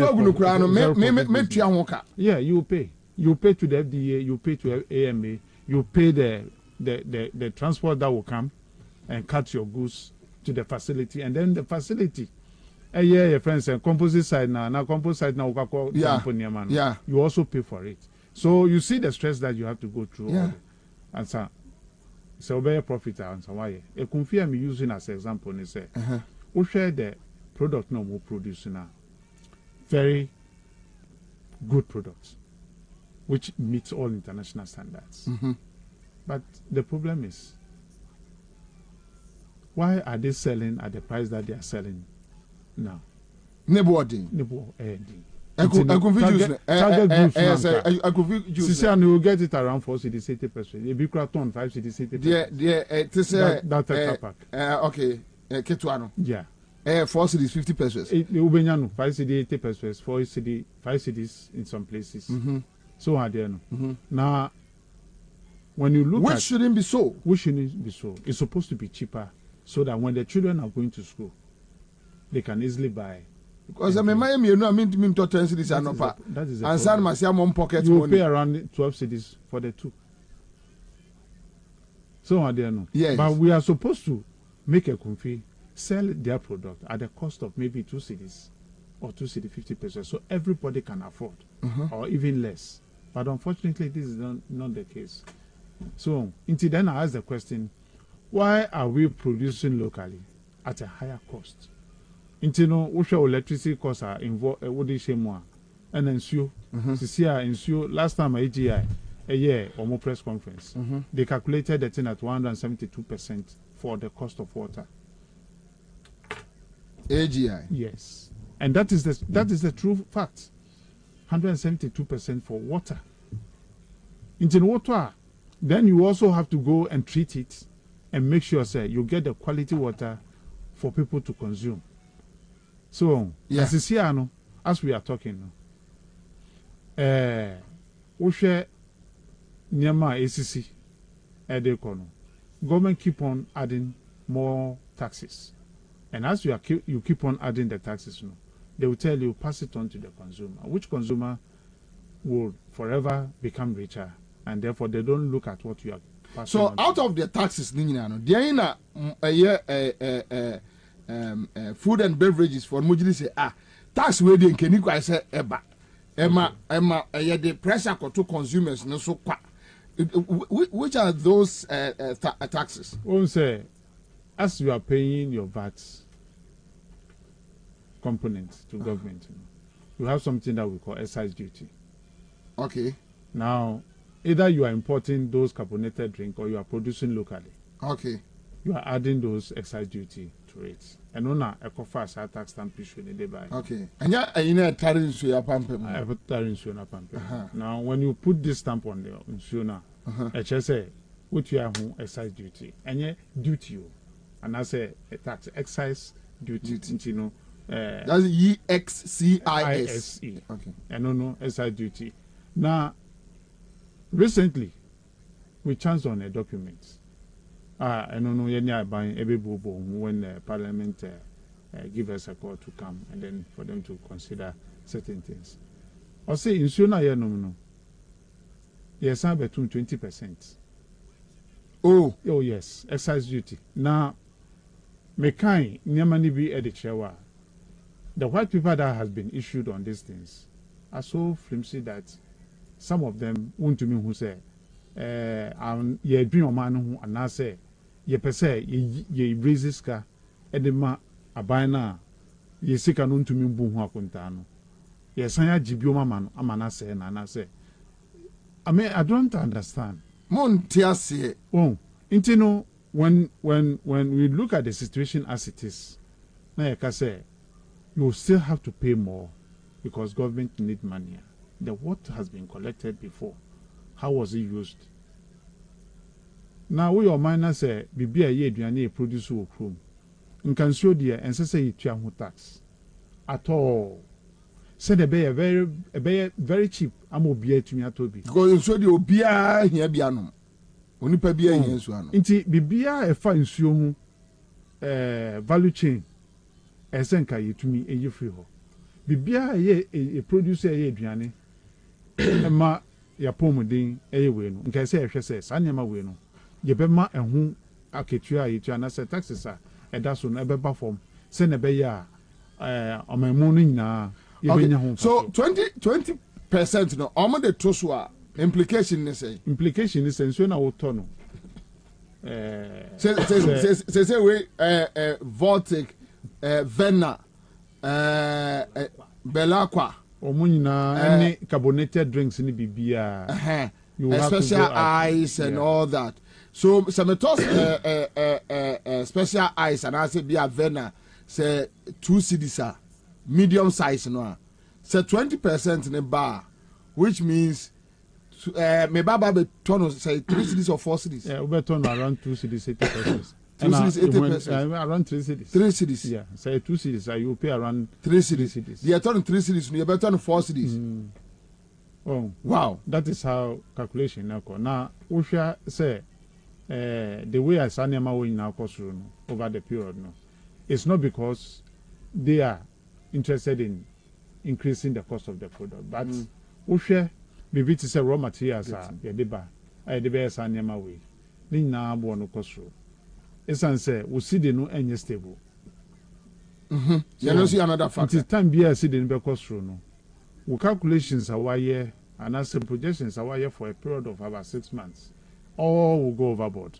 Then you have to come and sit down again. Now, what share? Of course, now the best and your man. Until we share say Mboawa in the cost of the rise of the city, no. We share na say we are also we better than we the infrastructure be kakra. Ebe to say na be ya umboka too much. Until no, we passing on edema your friends and the retailer no. On also share say me deka ne ba ebe fire no. First nanka mitua 10 cities then me call no mo say 20 cities. Intimatua into on also edeko no. Sa 20 cities no be chairman ya mani na. No the ne fast account. To be used there no day and day out no e no e cost. Now when I hear say look aban enhwe say taxes no na betumi aye hu bibia because when you tax the people too much and they become poorer taxes no mun to me taxes be na first pa enka ho ana emam adwuma no tu mpon a say imagine say abeka ho is useless. Mention me one. Stability of the city. The stability. Okay. Of the city So and yet taxes no taxes now more they are no static and no only free because excise duty no you 20% dada. No COVID-19 okay, other taxes. Yanda maybe say which ones and abeka ho would you say when a nuisance or you free so a ebema mo ho high mo na yen so ayeto no abonten no yen so atimi ato ade no ne buafo so mamincho. Yeah. To me brother can 2% the increment of the tax of the VAT of 2.5%. No, they are yet to implement that. You talk. It's asking tax by not tax. No, I take so effect. 1% special levy. 1%. The tax has already taken effect. International say 15%. Yeah, calculation. Yes. It's already enforced. Yeah. Intino and no honum. Ansah COVID taxes so honum. The introduction of your friends MBB to say fumigation, your friends levy. I will bet you our port if you are bringing in raw materials.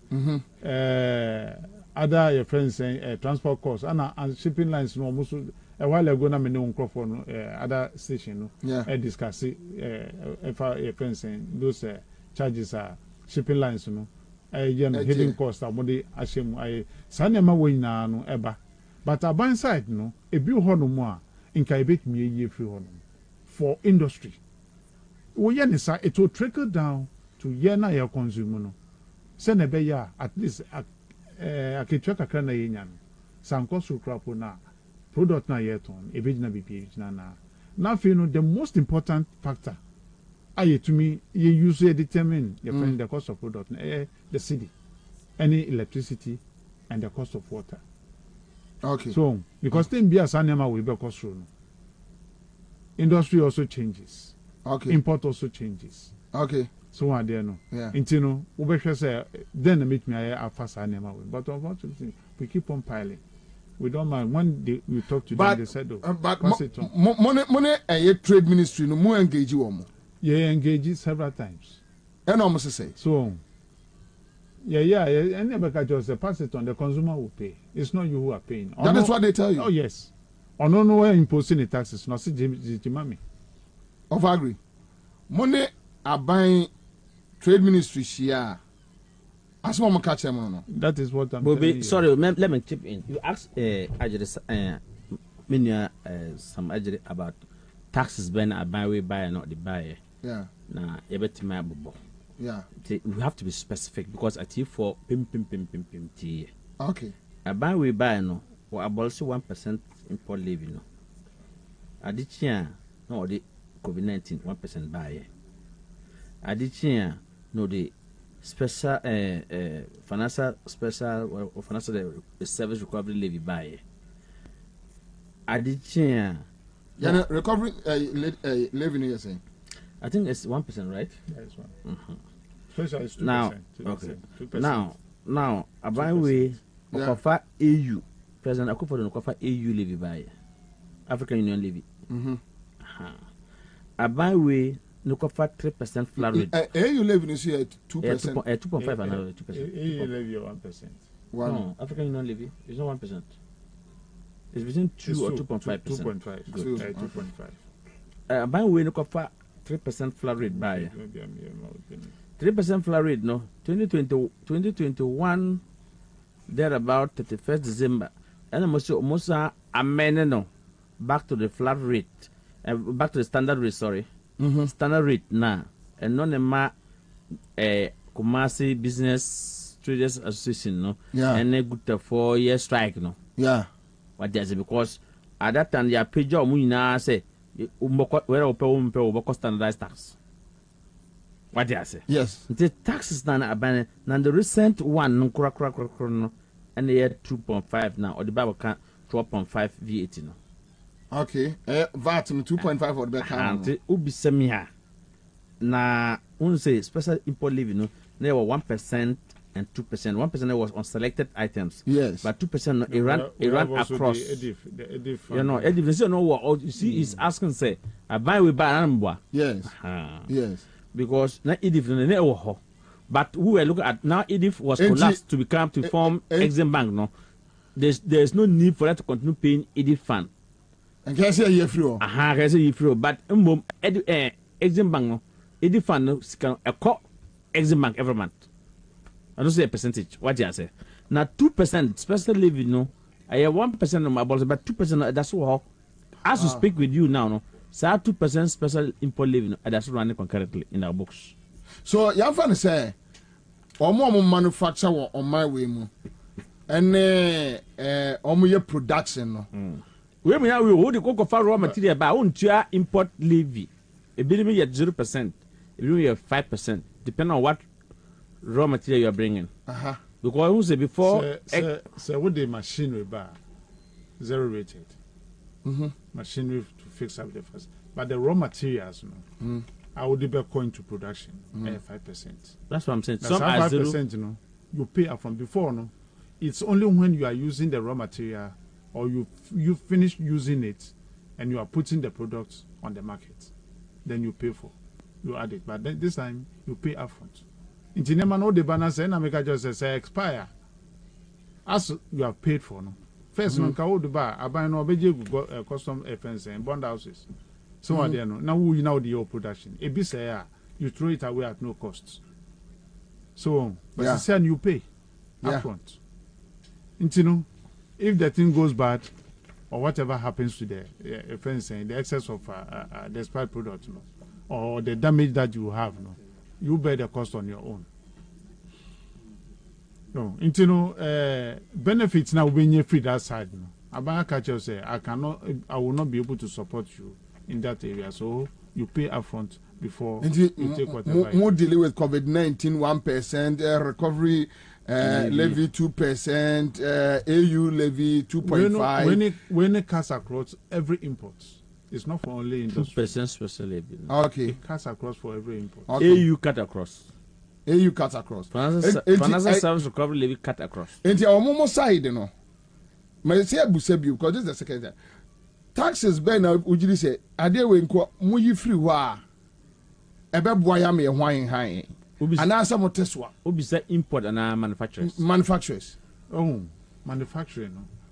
Never be bring come to me can say we waive particular through her no more. But complaining about taxes. Excise duty, no.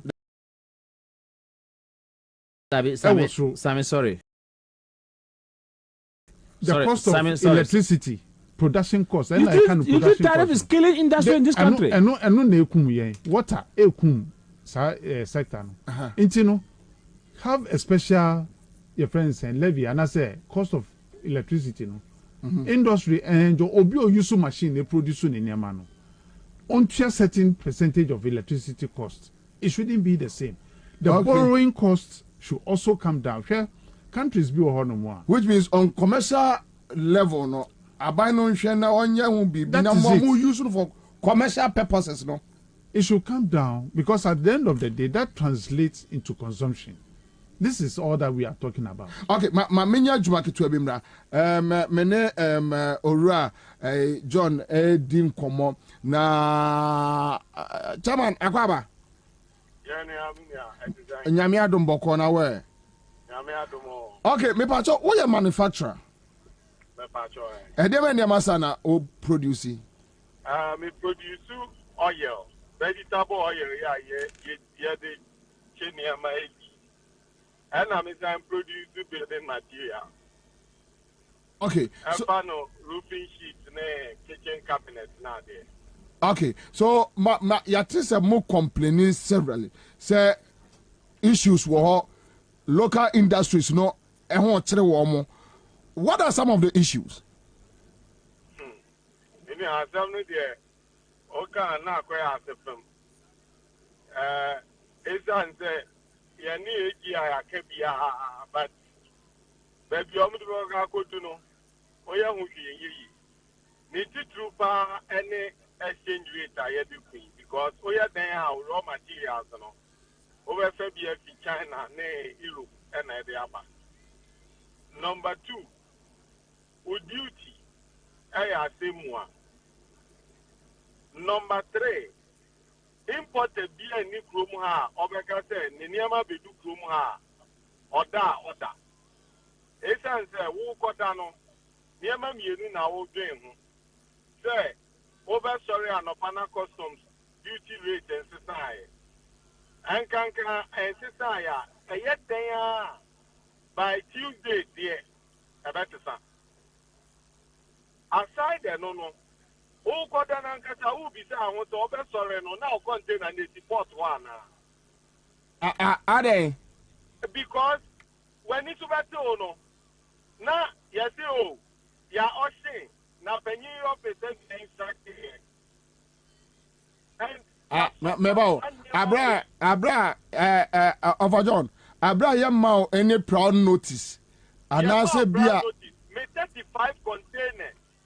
Me person me put the officer no. At some point, come in that detail. Me cost and on that raw materials $1.2 million.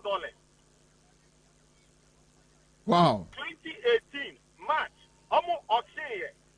How be uncounted. Now, the problem I know me problem I say near man buy no.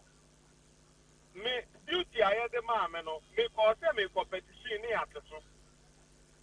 Into me call a name duty 65,000 per container. And I now me nancy who cover. Then I me nancy who cover in I atone near man. Oh. Almost told my manufacturer be our Legon. Make me a bonidia of air.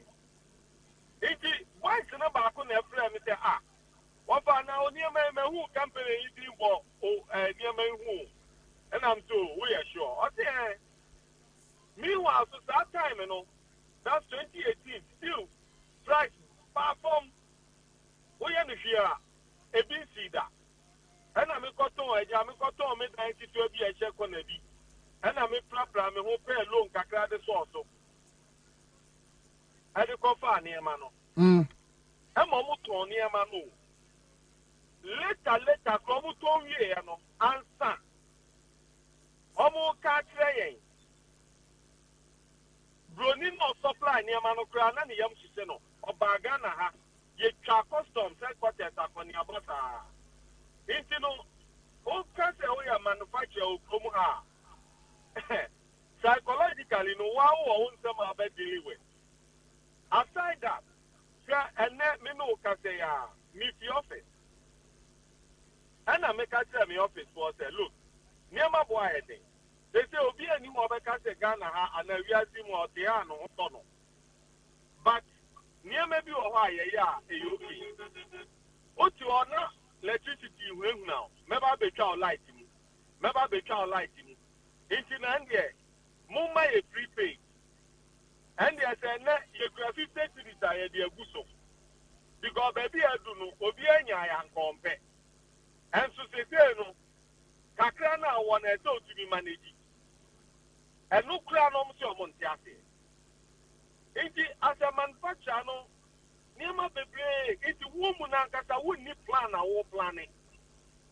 Yeah, make me send a copy of Bill of Lading amount producer. Okay. And one, yeah, true. Baby, you better say instructions need to buy and no more the tone yet. Who may be who say how? Okay, so I'm very say oil na o produce. So let's stay with the oil. Okay. Sesiano wo ya mo a yam very say oil gallon minim say de musi kano 2 point almost on 25 liter. 25 liter. Yeah. Okay, and ka wo ya mo a 25 liter no and ka 0% ka Ghana ni to ne say, but esan condition any anyama mu community no, you are forced to sell it to wholesalers, right? And as a retailers, you are forced to sell to them at this price. My experience, kakra. Okay, when kausha oil na, oko and quite the cry, yeah, Burkina, right? Because they say no. Nipa bebre na ejai oil no ton wa ha eno so ka ho na ama oil no bo no aye den no because demand no aye more because the me kofa oil na me di betwam eko Burkina mato wo market e wo Burkina no me ton about 370 Obita no befa no the crossoir. When the member is a nika or the befa car name Tibia 30 cedis. Obenian Faso Ghana because Obetinia to Ghana 800 cedis. Because oil Nankasa no market no so no yet on 1,000, yet on 900, a bit on 800, depending on quality no. It is a cofa oil this year. I better mammy say, Medical Burkina. Namakoto, Namajet the Ghana for Binum say, Mombato how. Nankanya one. And Sametuasia, Uncle John, Sametuasia, which means, sir, Momoya oil no ha, or Professor Bequaco Ton or Burkina market. They say, Danny, I prefer. Because Burkina no what price no change Ghana ha. Because a whole price no safe and stable to the dollar. As against the city with the dollar. As against to the dollar is very stable. And you prefer sell because cotton nyama in safer. Wow. This is serious. This is serious. Because today the grow Ghana will be cool.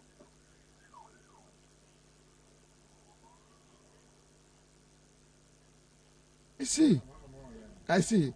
Over so busina semana. Okay. By Messiaba. Uncle John, my menu enwie. And he said, oh yeah, oil gallon no 25 liter. Senka o ton Ghana say a environment no business environment ni good enka say na ohwa e say o ton no e ma Ghana ni enka what ton abro so a senka ko be 370 yes but say no mo ton say wa they say anam 800 na eno it means say when your brand are airport. Hey. Yeah. I see.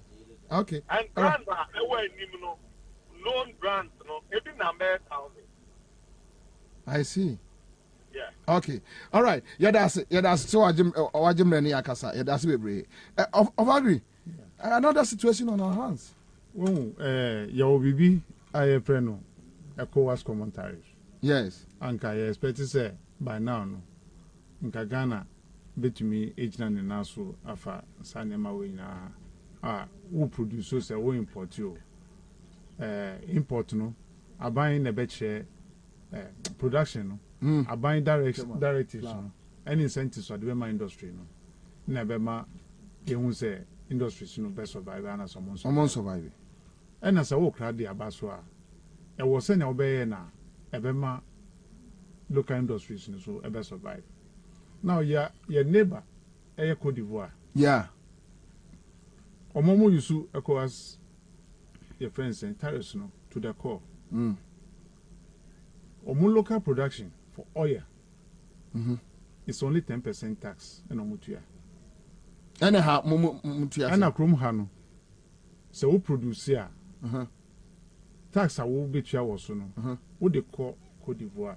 So cotton is about 30% difference or 20% difference. And you know, offer company be to say not just say taxes no ever from. So omu producer omu timi tonya mfaso sana pache ba ya ha say no ye producer taxes o ka so be ton wo ha wo ton wa untimi ton because o ka say wo ton according to the wo ton wa locally no to us in Ghana here is very expensive. So nanka open market anka obenya tama ye produce your friends oil like they Cote d'Ivoire ubeka some time ago your friend is saying, Wema, I can say or shut it down because on to me breaking even. Ghana, because important. When was that? That was last year, around November. That was around May. Almost year press conference.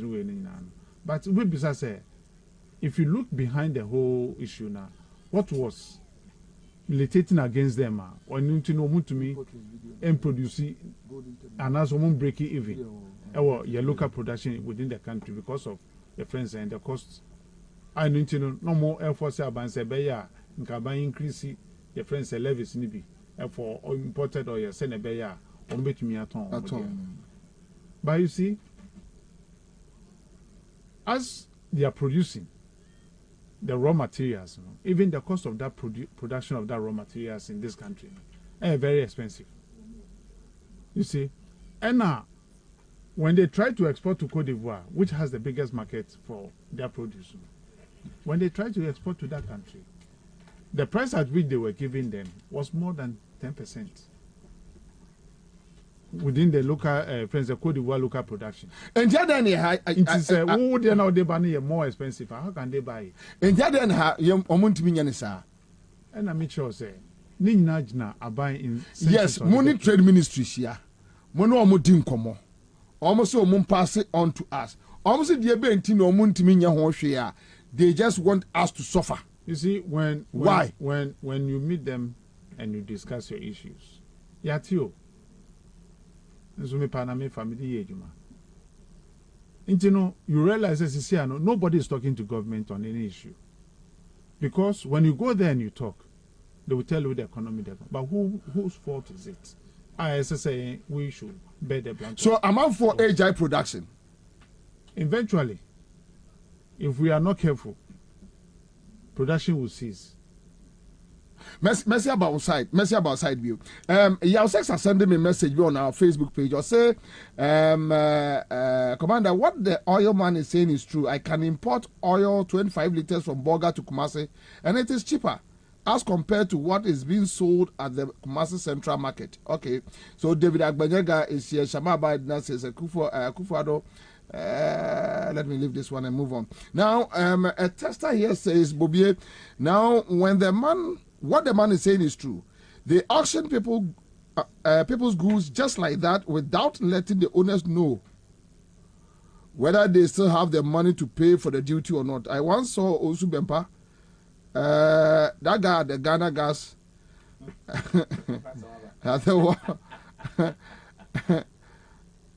Okay, so let me leave this. I'm saying our personal scores to settle with Osu Bempa. So let me leave that one.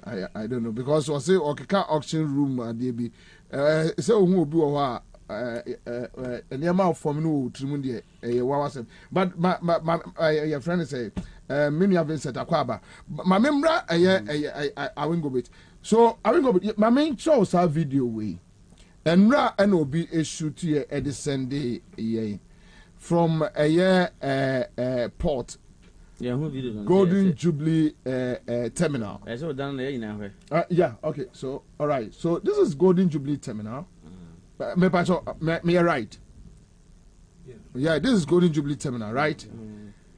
Me nim said yeah, I was here busy at here, but the person is telling me say the place is totally empty.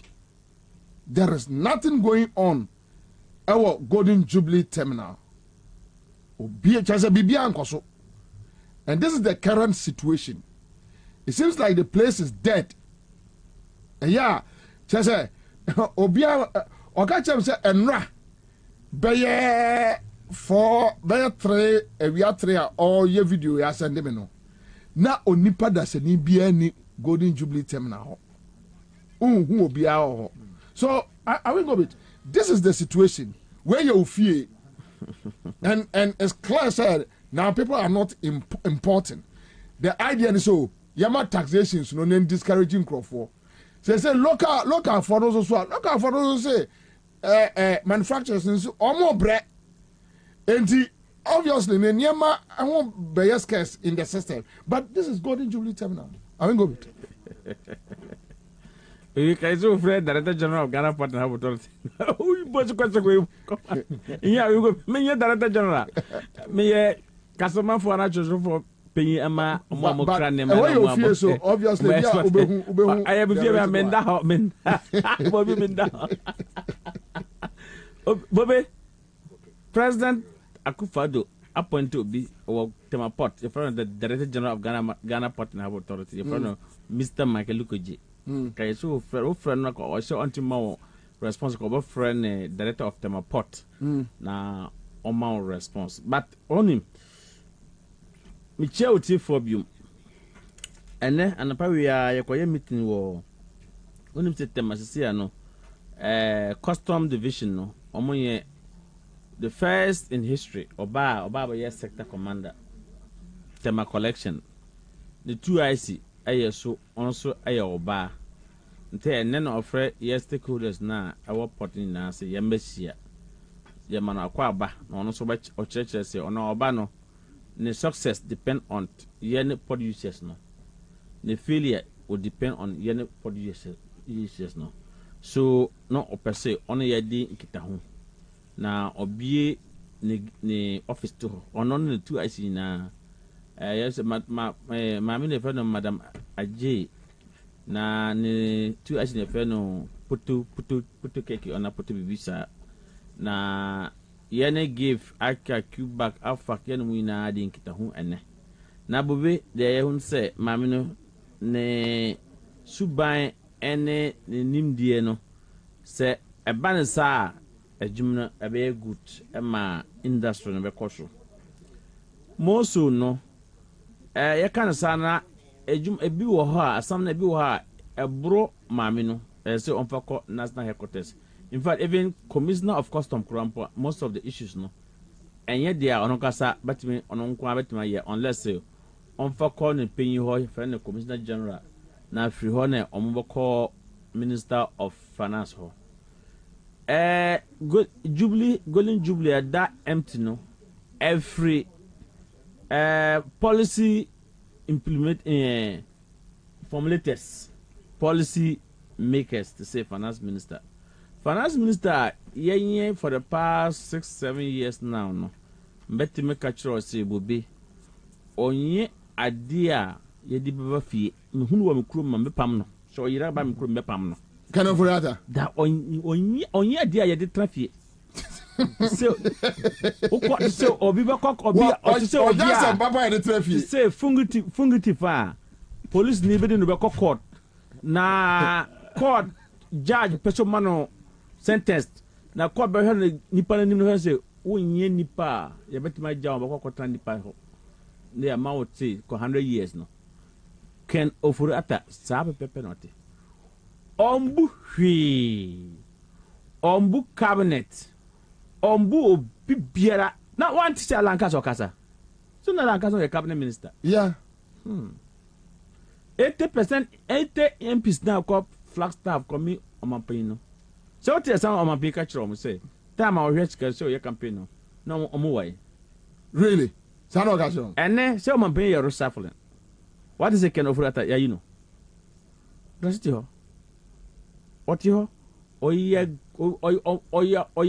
can also no can offer that on the so yen team pejano every minister of finance one osono no am osono yes osono no can offer that osono ka se pa umpia na mpia abo ka se oda ho ya tum peja no o ma bayi kra on tum peja no o yari bi bi enye gutta for ko na samini ye ko no see ofri ma abrochire ba how now makumasi for any gutta for your strike no our cost of doing business in this country no ombaya bibi oba no okoka choma pin say even within West Africa Ghana tax near the lowest ohoda omapin sorry ba kasa wo omo 3 days retreat no ka say even our tax says the lowest and GRA will be now, is it true okay I'm paying after omo call retreat no 3 days retreat I'm paying on cash no na me ka say is it true say West Africa your taxes lowest Kobisa can offer that because as who say on my pay kasa African offer that or say omuko 3 days retreat after tea or tea good for you no or koko yet 3 days retreat no what to say okay VAT the big also Debbie what to say special leave the big also Debbie what to say COVID-19 leave young one the African country introduce COVID-19 leave what to say the whole Africa yes what to say on the whole world and one bill no check COVID te bobe obi some say asam na mekana ye no kra na menti asese wo free hen fa no bae ye kumas no free bae wo free hen no free bae because mo be ba kan say head can crack ho and at to force ko kan o say oh ye no kra on kan ye to say oko ni den former sports minister no constituency quite campaign your friend saying Vanderpoy yeah and obako bo papa no di obako bo the candidate ndi no on the candidate friend ni Barnabas Vanderpoy Banama say ni lante Banama ye ya kwa de say man ka di ye kura akufaro ya pe communist president ya kufaro mi ka tro mi ka onai ya pe communist president wa Ghana kufaro twa bobe pot now trash ano sa na tepepepe sakura golden jubilee ene emitre ya kwane mo ama agents of race here sakura our golden jubilee asai the atene say yeah we have lost a lot of our import no neighboring countries we dey call aflawo gidigidi kwa sampa gidigidi because kopaka aflawo gidigidi amount for that na the yen nim ni say who can pass one of the budget am say 2022 budget and we can say no duty no exit am say why the advisor by way no duty no exit okay 2022 budget meaning what say o container on say majority of the containers no vessels no per GPH and MPS contract no majority of the containers no I say on cop MPS and we can say o container ya ba do them MPS now one trade duty a container MPA okay okay say that time we can say who advises the finance minister and now who advises Abino because yeah we cannot allow dangerous cargo to remain in MPS at the China explosives about because some in China sa Lakan country friends one of the African countries Sri Lanka explosives nearby Lebanon no Sri Lanka port there was explosives at Sri Lanka there was explosives and I said because we cannot leave explosion paints dangerous cargo in our port say no duty no exit because they were ill advised so we have to exit sad dangerous cargo no, to TBT container because that is mainly dedicated built for dangerous cargo. We cannot leave it at MPS. Frozen food import, we can't leave at MPS because MPS was not built to hold frozen containers. They were supposed to go to GPHA frozen reefer dedicated terminal. And they can't amount on that container. That's a container in the core. Only 20% supposed to go to Golden Jubilee. 30% a spare parts, a force, Bunu, Sanimano, second hand use no. I say the encore Golden Jubilee. But cost of expenditure, no. Yeah, 20% free, yeah, 30% free, 50% yeah, reverse no. Can offer that I say, or just Sanimana, first day oji 20% or the guy catch say oh we will set up and also okasa to say message me kasa gbegbe no okasa bako say oh we would set up an ad hoc committee from the stakeholders and government, and we'll do it in 3 segments, and then from there we'll find mitigation factor for okasa bako. In fact, before you no okasa no omuni say me ya bodan for ni sa no mo me because me kan okra me ya bodan for ni do ana ba good president omuma good president baba fam piem say oh there we end there ayen kasa sami ya me living witness bebre wo ho amom me car importers ni na deal no am say nti omabe finance ba kasa we no pe na good president o dana say am say my page say dana say ya ba na ni para kasa we say mpie ko hu ye hu ene minister what dance together what dance obaya say major yes I want year price of goods because no adiche no ma professor ba ko frame say asako kan say em say hammer ba si enne yeti ho na da so na umka say omoji 30% so free ho em say how do compete away nti as you speak no obia no otua duty of goods container let's say 100,000 and then otua 300,000. Oh, Debbie. Obia no otua 80,000 and then otua this container no 150,000 or 200,000. Obia no otua 40,000 and then otua 90,000 on that container. Yes. Because of the taxes. Because of the taxes. And yes, nema ni kromio bebe na nipa no show no and on the area examination no. Okay. The containers are hot. Scan you amount for tabioi bill of entrance say okoto scan on after Benjamin values ya catch say ya reverse Benjamin values na on be find mitigating factor na bisa who say mitigating factor na buy na wunia so we akani maybe ya pipeni wunia a breath your friends be fear friends be fee then a free zone boss na ya deputy minister okwadi okwapam asibe okwapam asibe free no kwanja so no or they no obey MP na deputy minister of trade in charge of industries no yeah you know na can say good for tap on more back now on my stability reference flat rate be report so okay so that time my good for close down 3 days 2 days no yeah o si ko mama flat rate report ho bi se hu say na flat rate na ba nti aba ya wakarim where dey wakarim manaka asantini mukara se wakadre pa playman akufado na bai na they harmony say ba wo me na cancer say abaye insensitive no brofo no abaye incompetent no brofo no abaye careless uncare about Ghana welfare no brofo no ene Ghana for ya hu atoy abaye no oji 15% cola from workers na say me mama 30% na TUC okona lewe oh yeah na you 50% ba abaye ma 30% aye mama no kata gbegbe mama bi o TUC ho adiche abaye the utility tariff 2 days difference about the utility tariff abaye paying Peter and Robin Paul the pay Peter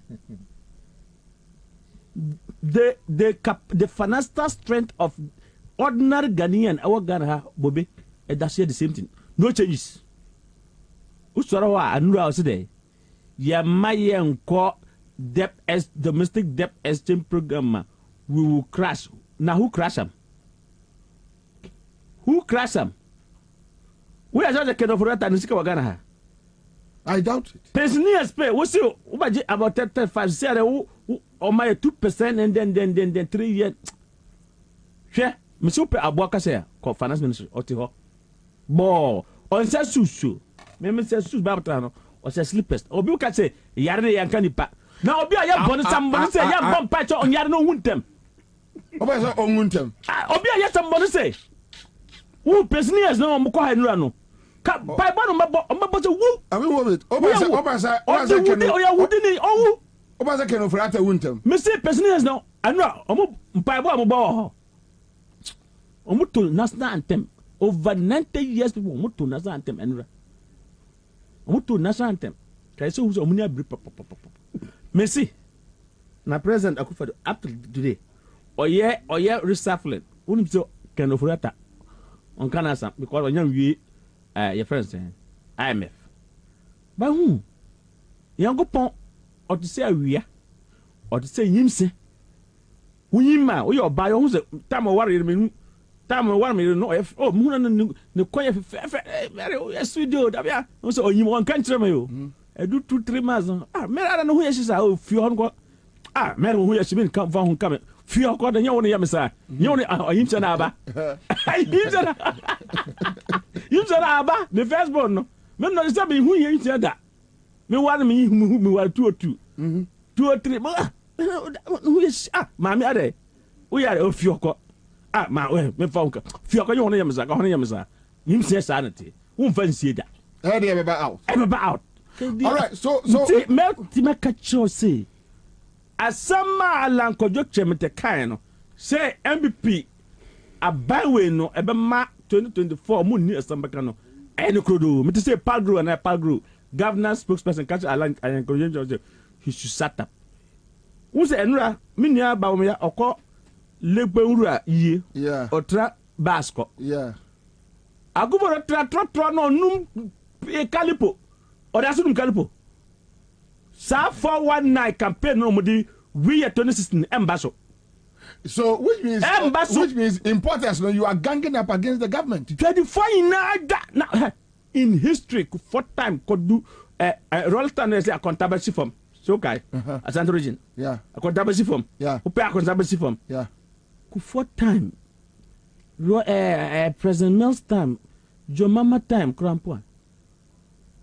24 yes o mo di jopa o ye kan for kan for di jopa ni e complain Mr. Ya can business o mo di jopa no there mo di business wa no pass che o mo ni te me ntitwi te o mo ti asese business na ya kan ye ni pa dwan ya kan da bi o mo di jopa nti se yes ya men kasa ka on tre me o mo di o ya can business o mo tre me ye me ka che me ka na profile ya me krom kasa ene me ka kusase ade ka kusase o bati now Bobie 2016 no musunu nyina no still omu yesikati mi boa MPP ene ko makola ko katamanto ko abosoka uko mi na woni sa politician na ti hono Clement Boate no mu kasa yo ko dwadifo no ko mu no mu kasa everything is down ko kumasi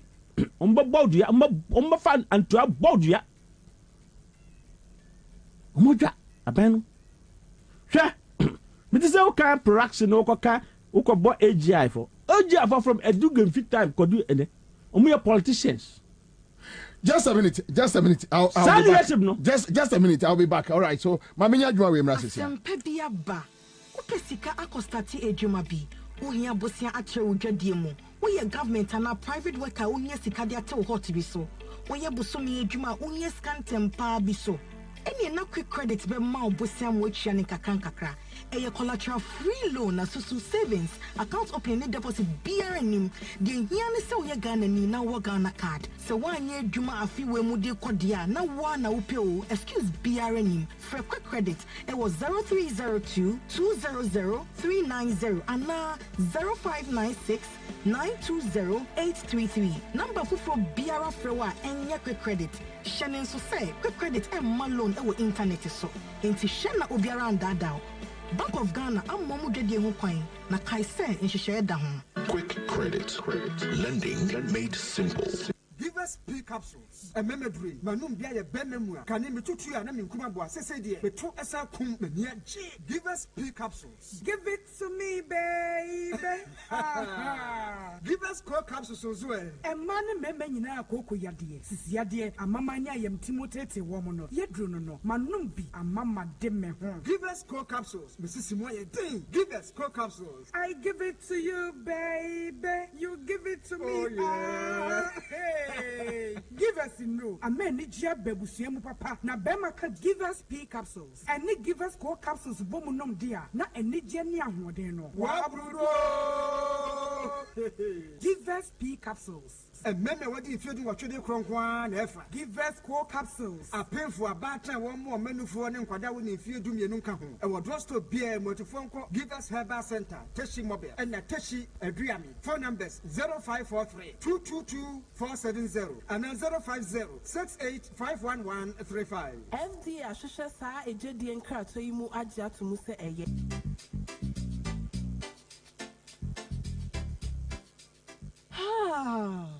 Love is beautiful. Ojoye dankasa. Red and white night. Ansah Beview. A feeling kikawa bieni ho. Class Media Group and Snit Guest House. Ese afi Val's Day ye die. Ye be card of wabom. Na mami misa wo. Wade ye wenye mfishye num. Anase ni abrosa. Enye trobibi katrafa wene odofo ho. Anase ye audio. Ebraye. Na chen yentia. Accra FM. Model Love Couple. I was here simo say when the best couple of the night. 50 February busme ne de atoso enkron. Eko si dubako. Ye be your WhatsApp line atomo. Send ye be mu akwenya say. Whether voice note and answer writer beba. Na woka kwanya. Your love story began. Enkuku hwiase amo femu. Ene kwanya amo fa so a. Wodoni nya hoɔden na awafo a wansɛm ne bɛka akoma. Womunya akwenya say. Wombenya free couple voucher. Ya wombetimi dia kodina. Ewo Snit Guest House, February Bosme, Nida Tosu Dunai, Ewa Febua, Aya Val's Day no. Sana Jona.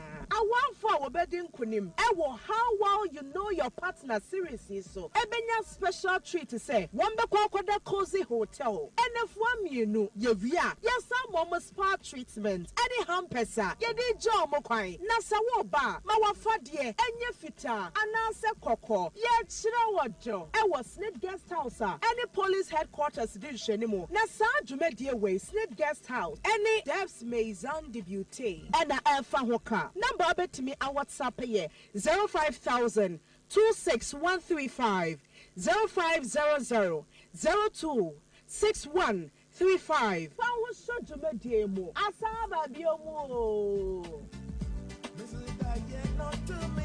Wabatele Accra ya mami. Kwabena, keja guma mani anko. All right, so you see about back beer, floral tissues. See, men cancer Ghana for nyina. Say what to me na se wa anko je floral tissues a. Na che Ghana no uniha. Omo floral disposable handkerchiefs. Yeah, you no na. Minua ba what to menka ojimine show bag mun ko da no ko school na bi hihom botom. Opia bonten wo don sa kwa ka bibi aduane bi a wa yusu obi washroom bi na de bia pepa won sa kama efe na nya ne fenko sai ma ompomuden so ahunu nya afi na mesra o ma bibi mpepa mensa bia na don sa kwotete nema na floral tissue semen kanche o se omode eye facial tissue so aba omode toilet roll aba omode multi-purpose towels aba napkins so omode aba ni nyina eye floral tissues omona de we nyina begu edwa so also from 0243 033 033 not me wo awingobi so me friend ma ba Vincent so awingobi the point is you raise issues about AGI so in all this AGI e dey no omoye because it seems say no your local industries no e go down omo mtimi manufacture kakra no e dey go outside the cotton ye ba eye import so aye no so ya mutu Mama Kachro. Yeah. So we manufacture wagan ha awia uti the citizen show. Bobie Ansah. Commander. The first commander there. Boham program na. The executive secretary chief executive officer of AGI. Current president. Current core heads of the beverages, what they are shifting from this president to this to this. No more new crop of leadership. And this AGI will never be relevant so far as Miwaha as advocate for import and export association. Because they are politicians. AGI leadership, they are politicians. Call top leadership now. Obi ada bot, a buy bot. Okay, breaking it down. Me break it. Me say omo kasa mo AGI for no nim say omo top executive no omo the board. Omo da board so. Abai board nti abai bia they will just come like 10 minia penya guta omo ba giri mi wa bebre omo no ba kokojitum. Hwe to say energy commissioner na say omo say 19 product omo ban 19 import goods electronic and electrical goods no. Afe guta for so ko la pass omo press conference. Who your friend energy commission for panel say okasa. Oso omo guta for ko share. Oh. AGI for you some sana muti. Oh. Omo ko je ade no he. Time 80% of MPP MPs and it happened that it never happened say omo by 80 MPs say yam person finance minister on that so ho. Your go friend AGI president no asambe no ka minua Humphrey that was say oh this minister has that was to let me there. Eh? Wow. I AGI. Mr. Omo president who pay copy the tape no baba but say except fast they can get the tape and I said what tape no. AGI president. You have it. Omo kan Humphrey interview so omo man that time I want their MPs who approved this man budget no say onye aboa ye no trafie onko bush no omo say on traf the AGI, the chief executive, who the president, who top executives, no, Obibia, they settle them. They will never fight for ordinary people. No, the manufacturers will continue to suffer. Meanwhile, manufacturers are paying so much yearly subscription fees to AGI. Who come because what AGI more AGI? Yeah. Meanwhile, the leadership will never, from a DJ time, got money because me buy to. I am saying about to Papa no attend Jessica about 2014 and then to DJ no about to James Mr. James now attend Jessica 2014 bana James the year Lion Silver be whatever no James will be unim sa papa no former AGI president before DJ buy then after DJ the Humphrey buy no we share DJ tama ya contact bata or say of fryer good food and beverage important association give Bobie yes so record do AGI or only was on a DJ Africa on the secretary on that cover here you say we want you to listen to you people then we will go to government then we will go and America say hey who don't have a government my yeah and you be able to catch up by you to say fryer you can say who fryer say you but say who but theater no the call there master forget it. Because they don't want people who say the truth. Sabi pay communists now. Now good to president about say. No more because we are not like organized labor view. Omoya aware said the local industry businessmen collapse. Are they aware? Omonim say they are member. If you Coca-Cola self, all money Coca-Cola they are complaining. Even Guinness Ghana are complaining. Accra Brewery are complaining. Other manufacturing sector they are complaining because utility tariff is killing manufacturers. So they know. Yet, almost sorry, I'm say oh, bang my values. And one year song slogan, bang my values is not making because you know, and I tell them they know the energy where to spend the energy to. What can it be said? Say AGI for me bomb me what more programmer. Me bomb din na mentie because omo ye politicians omo the dabot me see as I can say quote me so omo dabot omo president or dabot me minim so or dabot apart from that yembra oka Exim Bank issue be yes Exim Bank say and now run to say they say over how many $1 million and 100 million Ghana cedis they are casing for recovery they are not getting Bobie because they have not given the money to the business community. Sa Exim Bank Lawrence then one sikana omo de ma party foot soldiers under 1D1A. We appreciate your work.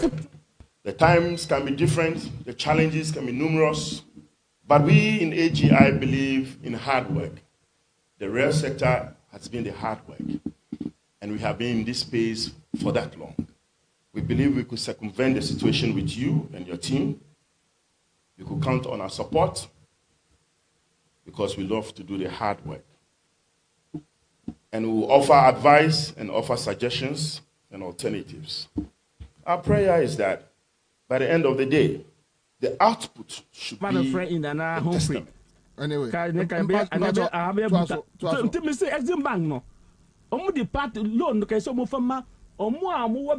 existing business, they know how to turn around and make profit to help this country. They are not the people that got the money. Scanner could do party apparatchiches.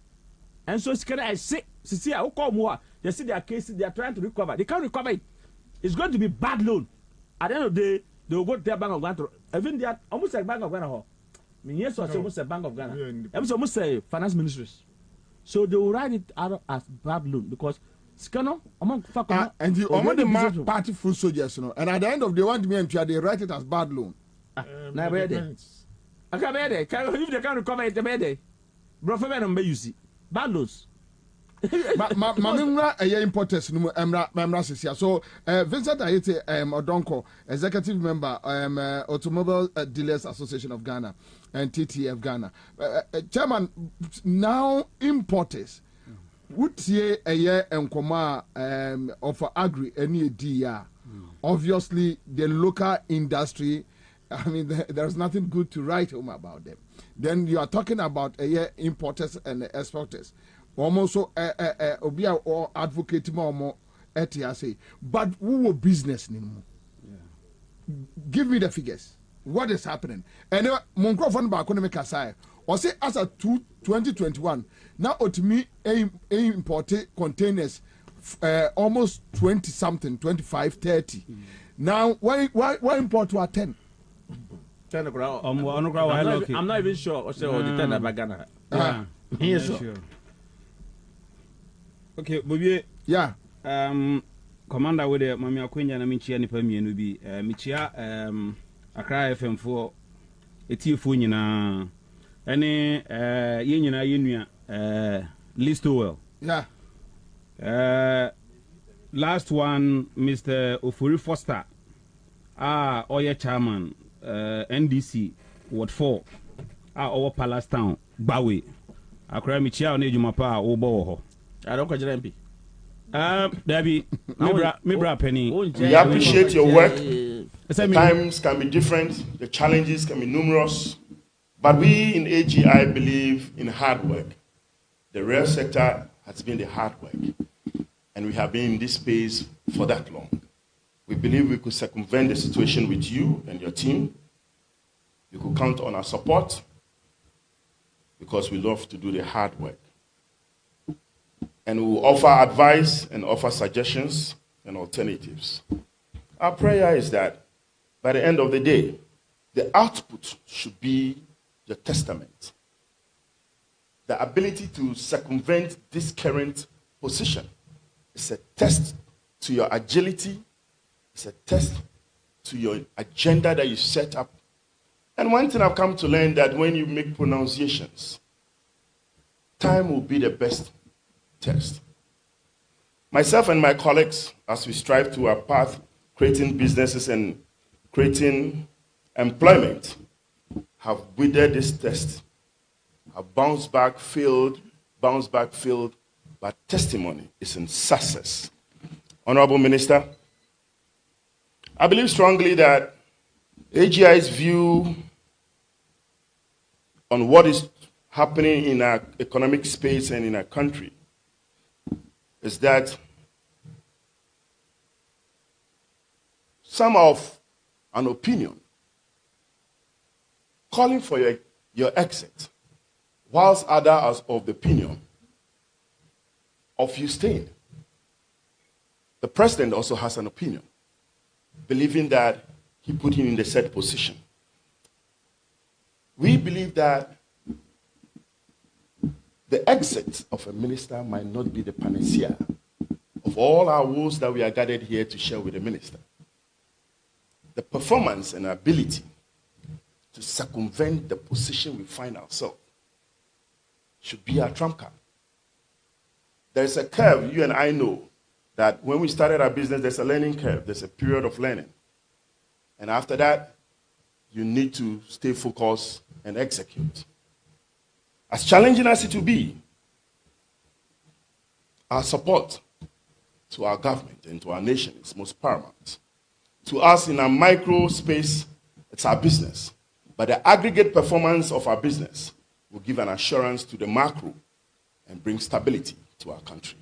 You have our pledge, you have our support, that together we shall navigate this course. We are grateful to engage you in this discourse. Support, that together we shall navigate this course. We are grateful to engage you in this discourse. All right. So Bobie, yeah. Such a person say no. Meeting now, he will listen to this person more than the MPs, no, because these are the people who help him to get the revenue to develop this country. Yeah. So now, finance minister, if you don't agree to domestic exchange, this thing will crash. So he will continue to be his learning curve. He start business, he will be a learning curve. That okay? Me see, AGI top executive are politicians. All right. They should change them from the chief executive to the president. They should change them. But also the same. That good people. Anyway, good people. So if you said more sector on it, boy on common. Yes, Bobie, I'm saying I'm kasa na debi ya meka asembi ba I'm saying na mwadwe nko nipa dasani adu ba bi na nsenhunu ani sabi nkwasi asemba yitrimu a na nyame ya level of thinking no na wateso say ope the number one enemy for the business community in Ghana, this current government. I don't know, Mikasa. One case I'll say, ya send you video via Oche. Yeah. Port. Say, minim, but whoever it is out in the bone common, I was not there, do, but Minyashu said, okay, no, to me, imported 25 containers in a year. Yeah. But to say, to me, import to bear 10. That be over fine or import to 10. Bobie, the truth is, this thing started since last year. And I said it. The whole of last year, I think, we had 2 containers per never Ghana. The whole of last year. 2 containers. Oh, how? Yes. But, no crane say, Anka enya krano in a year, manya kra 10. Manya kra 10. But the whole of last year, 2. Year 2. Why? Or do you Bobie, can't bow to me to duty, no. Niama wamu ya kana wamusi wamun jaino. To me to ya. Say no, wamaton ye koko, wamaton ye whatever. Mammy of Apia enya ajumabimra. Of Amajo. Yeah, me, of us in the Bobieni. Bro. Of a na ye dim komo beer wiano. And our phones now can't send bitch them. Make I be see any possible. Now make catch and say I am Ansah 2021. Now to me the containers be say about 30. 2021, I'm saying Ghana 5th of March. I'm a call South Korea. Korea quarantine, after quarantine, you do 31 containers. And I'm a baby. By reference to the 17th October 2020. Containers and the buy at time. 2021, I mean, do 31 containers at a time. 31 containers at a time. 31 containers and be. And I say now to me deba. Only 10 containers. But 10 containers and we start for 31 containers from 2021. Wow. Okay. So just 2021 year. What me containers 31 boom. Say no. What me ya 10 no krano. 10 who sika to say the way 31 no in 2001. I so 31 containers now in 2001. 2021 March. This is crazy. Over, this is crazy. And the river say business Naga makwakolo 31 containers and the next level I know Kwabena do the same 21 containers. As well here, 10 I'm eating a load. Of up here, there was one. I do because 2021 not duty. 2021 June, May, June, July, and the mama said, Kiara no ne, Punda Mighty, Punda Pastor Grace. Now I'm a duty at 23,000, 2023, 2021. But from December, January, you run a duty now 74,000. And I triple.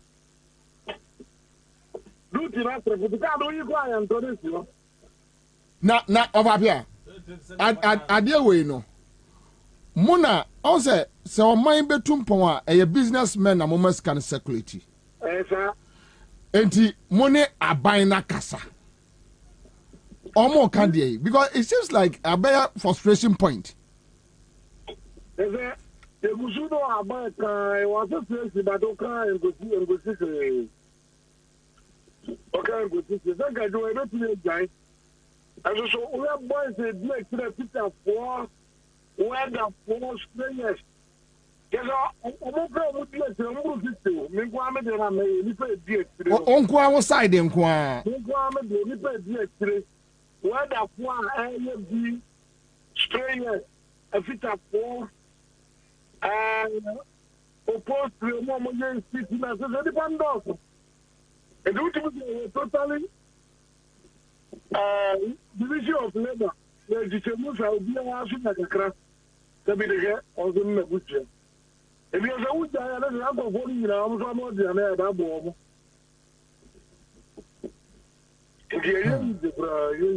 Wow. Obi sending me a video bia. Just a Golden Jubilee terminal down. Bibi are flat. Kind of correct. Because last week was another one me container. Our Korea, before Korea, every other quarter and a quarter container so there be a 45 containers a day. May any other have a baby, a baby, a mother to over the 15 draws out of the about or contest harvesting. That was a Korea and a containers and so now. Of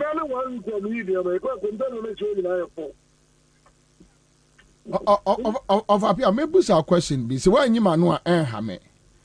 But why a penny dear, mebusa, no one menchima answer. Say, what did you want that say Ghana be drew baby? I agree. And the Ukrainian in Yankasa, the young politics, the also. Maybe I'm a 2 months back in MP, the credit. But I'm a politics. But the one, the name of Muslim in a clear back. Okay. Maybe you're a prize or I don't make them or maybe not on the Muslim in a before. But moment, they want to back and the camera. As a son, yeah, probably also found as well. And a friend, and you have to go be behind a baton. And there you go, last 2 years, they just from the 3,000. Now, 2 years later, we do keep to go to 7 to 4,000. What is there? I have a 359. 23,000. 359. There's more than a triple. A triple government, yes, I'm a choice. Oh. I want you to have to watch it. Oh. I just had the exact radio crowd. Oh, yeah, who can't over the Canada? Why be no because why a mouth? Can't show Sir, I'm so open, but I'm more than yes, sir, Osha duty now, Odi Inua. Also, ba would be out so that the Obama tunnels won't mean talk, and I didn't see what. I have something. Obama is one of the cancer, but the unfortunate. Over here, and come away over, yeah, see a twasona, yeah, who be. Mate, yeah, that's a bit brave. Mpacho, yeah, that's a bit brave. Okay, so, Vincent, Union Bakuni, this is the situation. Yes, Commander, Ansah, Oka, because I am say I don't know wo mutumu duties na yentumi ntua no wo mutumu yeso yemfa enka ho na yenton ka no na this is a situation omuna kasa akere mo nya ne eka wodi aka ho wodi ka no kosi wa yento commander wo be ka ya hayi na mbe ka akere mo say Corolla 2014 15 16 mo anhwa Ansah na bronya ne bedu no ye be ton saka ne be ye 120 but now there was a colleague here was say among your government non popular sir. I was I think so. Alaji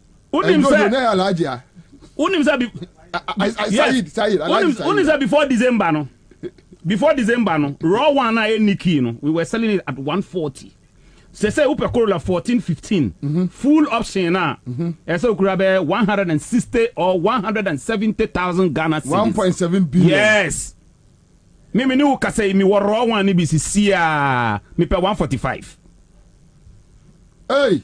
Yes. Well, and I would say, Mammy Tona Minya Misika, Utoma definitely. Uni adwuma bi edi eno ukoto dollar no a ubako piska e de aka ho ntinu udi dwane se ubeko wenim anase ubeba wichi she said the nefa ne so asori adware what atare so asi abon and you see Bobie this current government, this is what I've been saying ayana me hunu se sabi wo mu hunu se yen adwadifo no yanko school yenim huma yenim hwe wom school na wom ko no nko na nyansa wo mutrim sharp to Bobie hwe look at the port now into mo dem buy some begu adwuma. Do you know what is happening right now? Wom sa bande I think some appliances be Uncle Awingo be second yes home use what are you doing to the country? Into mo hu say I say sabi mo ya mo hu ponche no but home use near money there masa ohwe fridges ni bi ni ayon no be begu kwa ho la pass ni ade no. I mean we shouldn't allow Ghana to be a dumping site. For me with that one seriously I have my mind. Bobie some of the measures to me to brand you fridge and lasting for 1 year some months and am yankasa me to home use fridge me no ka say me you know be 7 years ni but me nya problem bia when are you me nya problem bia Bobie you see say who person who govern or mine na utene there you go with the business community but without the business community Bobie no so what they say and them say na me nua Awingo better can say musimu ya reshuffle ye won krofo bi wo ha e say wo mukọ but we finance minister any road minister what was say the Ansah kan yen to be for Ansah kan wo and this is a situation you see Ghana leadership is our problem. Leadership a problem kese pa because this Kenoforiata these MPs na na nyama bi because I don't want to say it on air because me ankasa me some person me hwehwe mu bi this is a situation NDC parliamentarians womni MPP parliamentarians ni nyina say finance minister onko say what is happening what is obi kasa obi ankasa bi but they have gone through all the process I think now what I say NDC for omutable motion and commander what is happening now no nipa no president no be me consume and nko iso me de omko pam no it edu ba bia when they pass a vote of first there was a term they use vote of Ansah no yes say I'm about you you know your MPs and these MPs ni nyina so what do you want to say Bobie Omo go through process no process numbers on be here no 80 MPs dey free MPP side now no confidence one part they didn't vote yes MPP in the end is the how omo nya dey Bobie still know there should be some sort of pressure obey your day Bobie ko bono undimi ko run office kukuru ngo si abonten aboaka se who you do Bobie who dey ene dey MSA use forklift no, but to be honest, let's agree that the NDC MPs I go through all the processes. Apart from the legal processes you go through, Can of Rata Nipa and this MPP having a co run office and Urama. Where? Bobo, Debbie, Bobie, and they're fine. I understand. Bobby can of Rata 2018. Or say collapsing the finance sector no will make our economy very strong, will make our city very stable. Is that okay? Or say uncle IMF, we are blessed with natural resources. Young qua and young quachina or pay levy. A quano occasion no quan nima brofo. That be or down or a chameleon. She see how say domestic exchange yan yet beer and then they'll say yan silly adenia and then the economy will collapse. Who caused them? All right, back to you, Vincent. TTF Ghana. The ideas are there. If they are ready to go with us. Because this is what we are saying. There's a Moncroft for me bow. Or Ansah Moncroft for no. Why not me a crack containers to do so? Okay, so maybe within the year I'm doing maybe 30, 40, 50. You can't, baby, you can't. You can't. Unto me.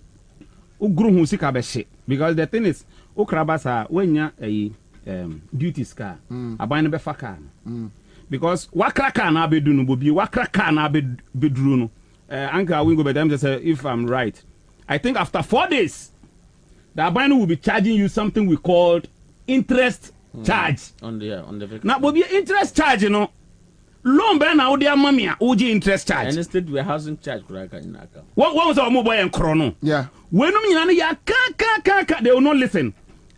What do we call it? You can say you wo bibi wo ho wo mo frɛ no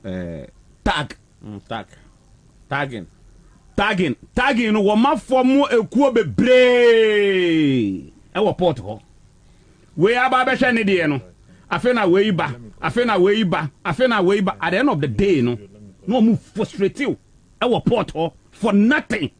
Yeah, say I can't. Papa, they are share meeting. Yeah, sometimes na me pay. They were here in Niamey. It's not more lucrative doing business in Ghana. I'm telling you. Say standard authority. Edim Rebiba. Already know we have them. We have them at the port. Standard authority. Yes, we have them at the port. And as Wamusa. Abe for more than be udi car na ba one be say meet standard say conformity assessment and a whole lot of things. And look, I'm telling them we just mudi ba abe making uncomfortable with port okay because we are there amudi be ebe mo people to my ema. I'm telling you. And this is what we've been telling the government. But sir, as a car go through process we have say okay, so it's worthy 790 yakwanswa pacho nyesa. But commander, we have them at the port already. Who the car bar na ka say ana wo kra bibia ba na ka say conformity assessment ka. E say wo standard. But the Ghana standard doesn't meet the international standard. Yes. Until you pick the India don't know much muska kwa. This even though they know say your standard no Bobie eya wo munjai sa dust na wo mutu egu yeni no me kai say papa we me twa one sa conformity assessment standards are used their cars on say Apostle Kojosafu cars or yeah it took an international agency I will say AA1 will say almost AAA to certify his car. Oh, okay. So because we didn't have policy. Ghana standard, no? And then we didn't have standards. And your Ghana standard and certified. Now that they formulate that policy, we didn't have any. And as we speak now, no, there's no any car manufacturing in this country. Why we have your design and VW and that is they are assemblers. Yeah, company now it say container but do Ghana assembly. I know you're manufacturing. And Bobie, you see what I was saying, say, your level of thinking also. Look, we had series of meetings with this government, and Edu Babia, me say I was in that meeting. Yeah, Papa, we fina kunja so, yera alankwejo chiremantin. Ona no head it, sa win. Yet to me, I know I catch it and say, me ko to send a oka, or say, at the end of the day. Say because assemblies no womubunyo so that was when they wanted to bring in this ban on savage cars. Mame enti we free quick one of attack Korea ono dia okofa spare parts nko every Korea ne ba of attack. Yes sir. Net to say of attack business to say business this is the crowd. Why? What is happening? What is happening? The program is a duty cost. And why almost import duty but 2.5% ya san beka ho. So and a dollar no so kwa na eko ye di tua duty ma aban no. Every week bia eko so e bia enko bia peso bi o. Eko bia 1 city 2 cities na de da so sa na eko. Okay, so ofata yanya exercise we. Okay. Yam fan said 2020. Okay. Now to me the containers do say neighbor. Oh, 2020 there. At least be a month no the containers be 4 and a half 5. 4 5. Yeah. Okay, so yam fan say within a year you can do, let's say, 30, 36, 40 containers, right? Oh, yeah. Okay. Say, see, I understand that to me, neighbor.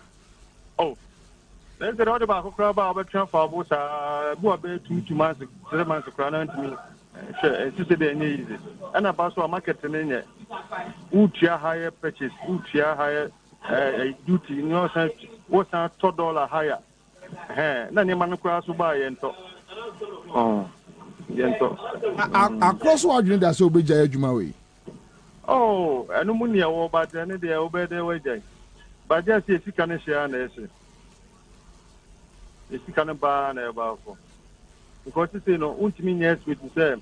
Made it 20 Peter swear party to Korea, but it be a last month, which year be a bear 1,006. In Chatis, Yakoso, Kabe 1,002. As we share last 1,002. Cities no. Over time, baby, no, be a wood, be 1 month, and I'm bear 3,000 to 4,000. So, in Chama, like, and near my son, and near me, So, which means, Oba now so Uyima about so kind for now, Uyima more at higher prices. So that's any, was it talk or could you free? Or freight, you know, so what's the sense free and idea called Akutia? It's now, end of the day, what you say, Scanner was through. So, duty was through. Sikana was a $2 and Yamanaka also was through. So, they are swear past the Bobie, including Kanya swear past go near me in a dear no. So, generally a problem is safer. Yes, chef, January, Akofania. Oh, that. Unyankofania. Which is last year, they don't tell me. A baby, any baby, oh, baby, a Chakrapaya at Tahopui. And there. Because this is just a what the Bampuna we near top rank is different, but this is no market soon. Marketing. Oh, sorry, Anopa. Do you feel frustrated? What did you know? Ebia ako cranium man. And you man go and talk. Into the Bia now pressure for Sosa. The Bia now pressure for Sosa. What the Bia now radio dollar rate that say now free with a dollar rate. The moment you would in a pressure for Sosa. And easy. Of what answer I bekono uni me pacho o so ma menini wi enka menini wi a negotiated at 6 cities to $1. Sisia dollar it is Satan no cano. Say dollar because dollar is number around. Yes. I saw from 6 cities no. I saw you have to borrow. 13 plus. I know okay, so Ovata, yes, sir. I don't know some of the questions. But let me ask you because offers me will be me offers we no one take us. But offer. But offer. Yes, sir. would di Debbie, said Ghana Bedu baby, I dream. Like the band, or something to be sent, come on, I said, Odifu be sent, come on, in Kenny, said, $1 bit me Chomutan. So, then could be the car said 2022, 2023. The dollar bit ever put intensity, the master someone said, oh, I my webinar channel, okay, can instant. Why are you disappointed? Oh, business in India, just say, any member for my Omo better, and I any tones, we have better. What I say? But all they say, you know, Tanya money now, because I buy room, some men may query, yeah, Tanya money baby back. And by your spiritual aspect and your physical aspect. Yes. Then, it make us almost so my mind, but we get on who's near my own funny in my difficult. Okay. And also, I'm paying for so it's bear you who be. I'm at least in your mama for mama. Yo, and your father, you go so bomb pie, Yame Bay, Nanka we crack a yes, be watch now. You am in money we. Nanka, hey, we am yes, bad here now. You, that's right. I had the Crofonibia. Bobie, you see, the secret is that the reason why I ban we. The business community uncomfortable is that say an American womaton ye bibia into the only place Temaport into one page many I don't pay biano one the yang because Yankasa the business community no specifically car dealers, car importers, there were problem. Ahuma sobi internet just say anytime biano abano etimi pavy way because when who say kwan da ye ho say who say port no containers in babebre nti wo mu miamia duties no nti say first no the 10 ba we who say the 5 na eba one take time onye sika because say enso de port ho na wo mutumi ebo epo no wo ho nti no obetutu duty no nti say the 10 ba na say the 5 ba obi kan the value is the same. But who what they are saying? And this is why we were telling you people say this benchmark value now nanka muma enjoying. Mum hold it on. Because they say we share dollar. Baby a dollar no nama. What all more places they sending on the free or. But there's only hiska. Here boy. Yes. When we hear and this AGI I brought nobody for now Google AGI for no. Yes. I'm gonna can say even Benjamin Valna the mark ready for no, yeah, reduce it. Omo consumer was it they don't reduce for you. Omo are buying almost they are not reducing. So they should take it off. I brought nobody for no Google AGI for no. I brought nobody for. I'm Google. And you see, means $1 way I do baby wamuchi epe sa gau fui. Commander I am in tiasie. Because to me wamunya the cost of dollar na. Almost abakra airport shell. Wamunya the cost of it. Bobie, mimi nim gau ni bi dollar na sana upe biara obenya ma. Because they are working with the bank managers. Sa hono eya mu nhwe ho. Look at no. We paying this local administrative charges. Bobie me ba ma menya na etie for ntiase. Yeah. Fanasa makraka amount.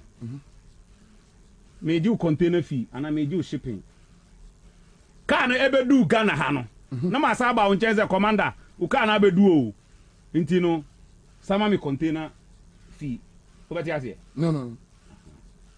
And I think this thing, is it Ajima Menu? I think so. Some years. I'm saying my secondary school for some few years. Around 20 years ago, or can I say, some local administrative charges now, the shipping lines in Omujien. And say so Omujien. A year chrono into Omunjai. He said it. But that or Abarim. What has happened? because Bobie one mo jiska no a one dey na kroma one mo sesa into dollars and just imagine sika one mo je. I think the last year me container me to somewhere around 11,000-12,000. Yes, 40 feet. 11,000-12,000 local administrative one more day oh we are not assessing no dollar pufuna no the call who say you can say who call most of the countries now commander I think say ukuta more than 10,000 or the free one penny like 10,000 yes one penny but I had here one more boy pono no ma says scan no one the call one for more task force one say dollar ya Ghana bibia ni a enye cedis nti wa obaji dollar bia no ye be chew nso aban mu mpanimfo ewo schools ewo hotels ewo efie a wo mo rent a wo mo gi dollar wo mo task force wo nu hu ye wo mo sorry a obi a e bia wo mo show kakra woni weight bia no na wo ma betetew they say oh gi dollar who ye say wo mo so wo mo kan wo bi. This is the reason why I'm saying say open the number one enemy for the business community in Ghana now. We are. Mami reading my comments kakra on Facebook. I mean, right back down. Frank says, where I live outside Ghana, I think the end of the world is not active here because things are still far better than what we know in Ghana. I'm not sure the end time is here yet. Hypocrite businessman continue to suffer. All right, Abdul Jeremiah says from Japan, Tokyo Commander, Ghana is sinking under this government. Prince Attack Rufi says, wasted 7 years, Ghanaians will learn sense next time. One from Alexander Kwesi says, Commander, stop laughing at my Kusang brother. Kusang. Okay, so, now, also, Bobie, you see how hypocritical Ghanaians are. You are suffering. You are still being considerate because that is the government you support. Let us all suffer together. I mean, Tim Tommy says, Wafata can tell you the truth. He's one of the MPP guys. Simple. All right, Nyaku Emmanuel says, Bobie, Amataboso Kai, Wafata Korea is an MPP man. Just leave him. The Lacosmos says, Bobie, don't worry the man, although Nenya Brew MPP. Okay. So, Utimi Kofate, I say one now, Fana. Oh, yeah, Vessel Junior says, Commander, we are dying slowly.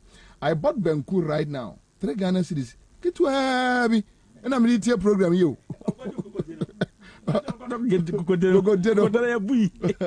Alexander says, Commander, here in Canada, we have cars. Which are 30 years old, I mean, moving on the roads. And now people are paying off their 7 years of financial. Okay, so Alexander Kwesi, I beg, why you know me import here? So check your message in the moment. Now, Frank Asara says, I'm an engineer and I've worked for some oil companies. Just last year, most of the oil companies have collapsed. Many have folded up. Because they can't pay their salaries, they can't pay their overhead costs. So now my sister is the one taking care of me. And I am now staying home as an unemployed Ghanaian. Rashid Dokwe says the finance minister has never said the truth before, always hiding behind the gospel. He said levy tax will solve Ghanaian problems. What do we see now? Now, same person telling us IMF is the solution to Ghana's economy. It doesn't make sense. Georgiaku says, good afternoon, Bobie. Keep it up. I'm watching you guys live from Virginia, US of A. Okay. So, of agree, just 1 minute. And then I catch up by me. Just 1 minute. You can round it up. Okay, all right. The American say, in fact, we've come a long way. Now, to me in person, like I said, Abang we nyabang obe trusting in anything. As I said, if Bioma can be from the very beginning, from their campaign time, when in government has been in the opposite. The catch us a more 1 cedi, they will come and collect 4 cedis from you. You know, for us to grow as a country, you be use our how in every horn. Yeah, say, Pempenso ye dre. Yeah. Tax a ye etu. Satami I am watching Satam Nanka, ye be my relief be. Am I yet me acquainted? Na in sign and for taxes no and become. As I say, and there, oh sorry, electricity, for instance, domestically, prepaid ayetono, metono from December.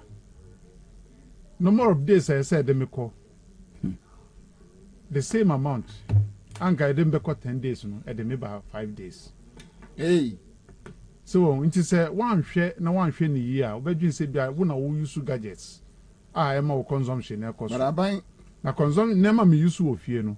Any current meton shouldn't warrant that increment. Okay. So, I'm saying you do Arabia. Say Ghana for to me, sorry, a casa. Yes, I say I did too much. And yet, say, about way, about fun with the Tim Bibi can be a home, way in your political way. Bibi a BCBA ye biano. A foul, a family, a say ye to me, sorry, a casa, a biobiti. Tony Bridges says, Bobie, I have withdrawn all my monies from the bank. Simple. Me the bayas from Yanima Dasso. I know it. 1 minute. Bobie. Yes, sir. Maminka and no program had near cannot. Yeah. How are about that judge for soon? A agents are omo who say omo form say omo MPP agents. A bidman cry quadji position our buying hon. Omo no kwako car agent important agents. Omo kwa sasa omo character no bill of lading and then their invoices our come to two, huh? Sa omo no how no to judge for so. Number 2, mini for guta. Also, come wasama and gigi.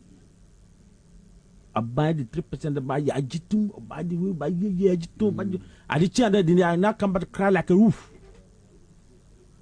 Inti, I had him person me cat, dread for some now. No, my friend, young coupon, no, my friend, we are, no, my from. No, say, our own people are crippling the industry. You be end day. How are you for that to see? Me catch you say, agents free forwarders are almost for moon say, Omoya a binding power for no. And now the part near MPP no from 2017 to end. How are but that judge for no? Ayomu. Ha.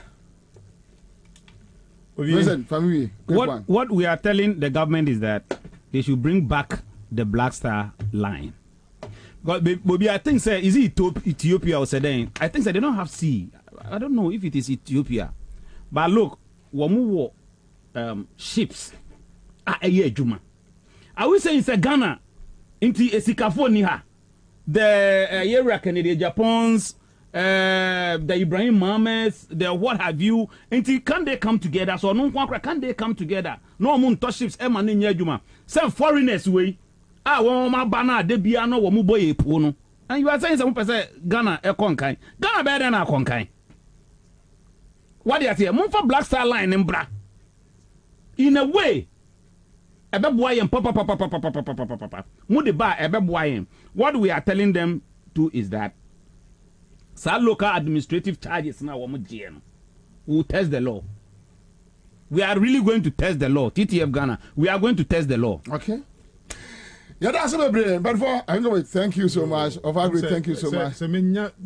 Just 30 seconds, yeah. Okay. I'm saying last week, GRA, or more your friends and clamp down on this supermarkets. Say, yeah. Okay, want some today. Oh, me time no. I'm saying, I saw more boko. I'm repairing your back on. Why? Madam, when you live on Accra 100.5 Citizen Show, Greenfield Scientific Bar Clinic, Mohammed Ahmed Sibobie. Bra abekambeshe mite Janise Osembut. William Yaku says, let IMF give trillions of dollars to this government. They will still mismanage it, chop some, steal some, cook some, fry some, and come and tell us the economy is not working. Okay, so Tony Breeze is here. Such says, welcome to the club, my brother. All right, thank you so much, Such Saint. Ghana for Adiaba Kwa, me baba bought a video biachremo. And my own Ghana police issue one statement. Ghana police for issue one statement, you know. But Master Mo, obi a wotie me business community me producer say me nya saa de we just 5 minutes oton ade a ene ye nim komo just 5 minutes. After 5 minutes I'm not going to do this. Oton ade a ene ye nim komo tell me sir ene ma oton no to say omo mbeto no e to say ene ma akofa buy no me producers na ha me 0302208090 just 5 callers me mfa bio 5. Hello Bobie. Yes sir.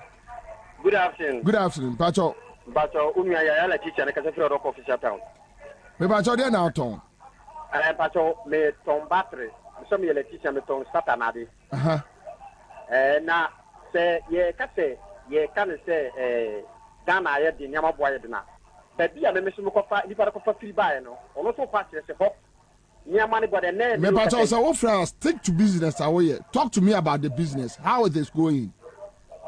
Oh, se sia no se nipa no kofa buy no atu nti me so tu nti me ton yi a me moka ya me pesa me kana no because baby because na me no kase ma kofa battery ma ko 10 abuso kai nipa no trata no de mam no opatire se ono no boy de eti sana so tu into the man will say and as they say also turn and say that is what I want to know. Battery se sia me fa 17 plate no no na me fa 2.5 13 plate for 2.5 nti me de ba me charge ma na ma turn 300 bonus no eti brand new so be turn you find 300 na ma turn 400 13 plate.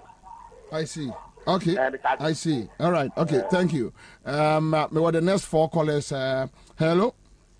Good afternoon. Good afternoon, madam. Mr. Bobie. Yes, madam. Santo. Okay. Me tonsa. O tonsa. Na casa proposition no kunyerudo. Okay, sabe sa na o ton. Me toning na se si anu alombo box no 300 cedis. Tag ba fu yete Ghana. Na club. Sabi ane man nyina 100 cedis jai fa no 100 cedis back. Okay, so yamfa say alomo box no o to at minyamfa so be say. Pese na ka yeton 150 pesos na kanya ga price 30 cedis no. The woman pieces no 24 pieces never pack back. Na auto appetition. Me toning na appetition ga no 100 cedis. Appetition na doa dia na say si kire die. O dabi. Na doa. But the dabi abe. Nti abe no boa yedin.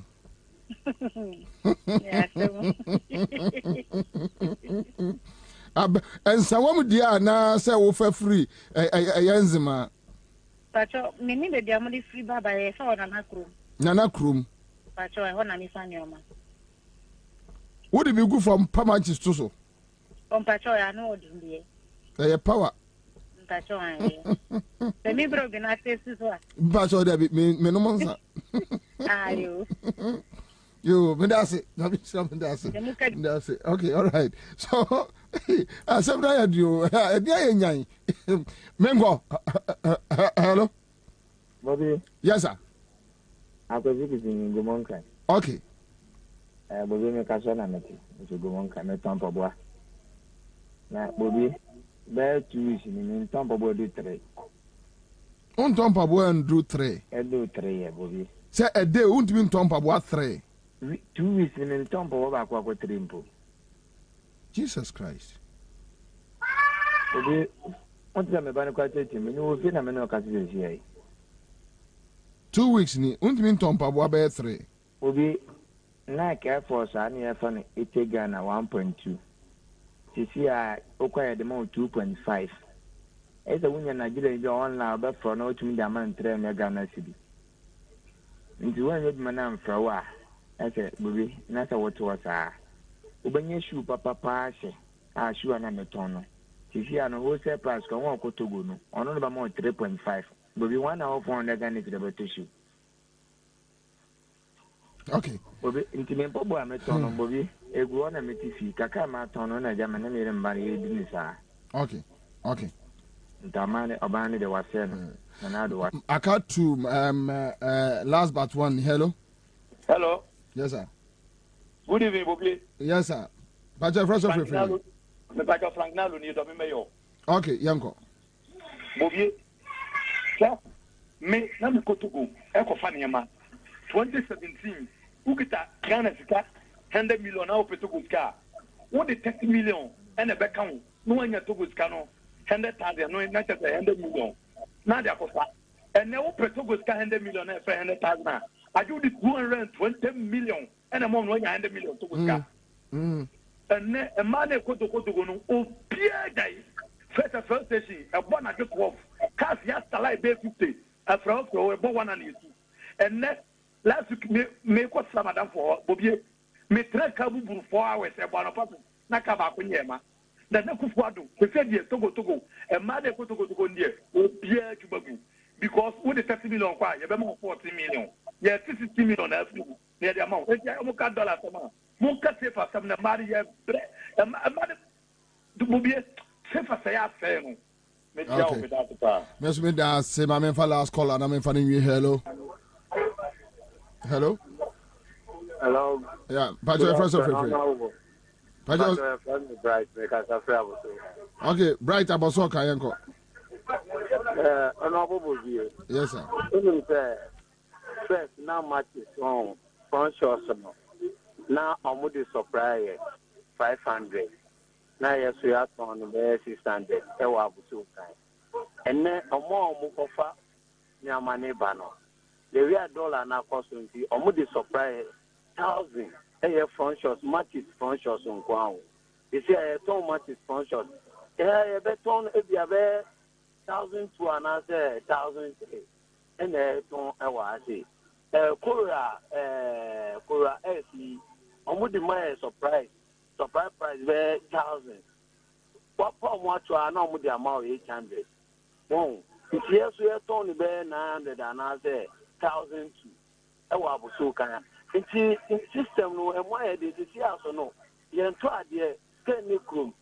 Till we are by now in the store, no, sir. Yeah, coffee, sir. Okay. You're Fruka and a benchmark. The best rabbi was there, almost more than I said. The big beer would be Ghana channel. How much can you be in Brabant? Not Ghana phone. All right, so that's it. Thank you. Nanama okunuma edium. But quick one. On YouTube, Kwesi Cheba says good show, Commander. Thank you, Mensa. NS is please read your messages on YouTube too. Okay, so thank you. Dennis Patron is on our YouTube and Okre Ewa say now. Mauli says Bobie, we are watching you live from Toronto in Canada. Abusia Duisifu.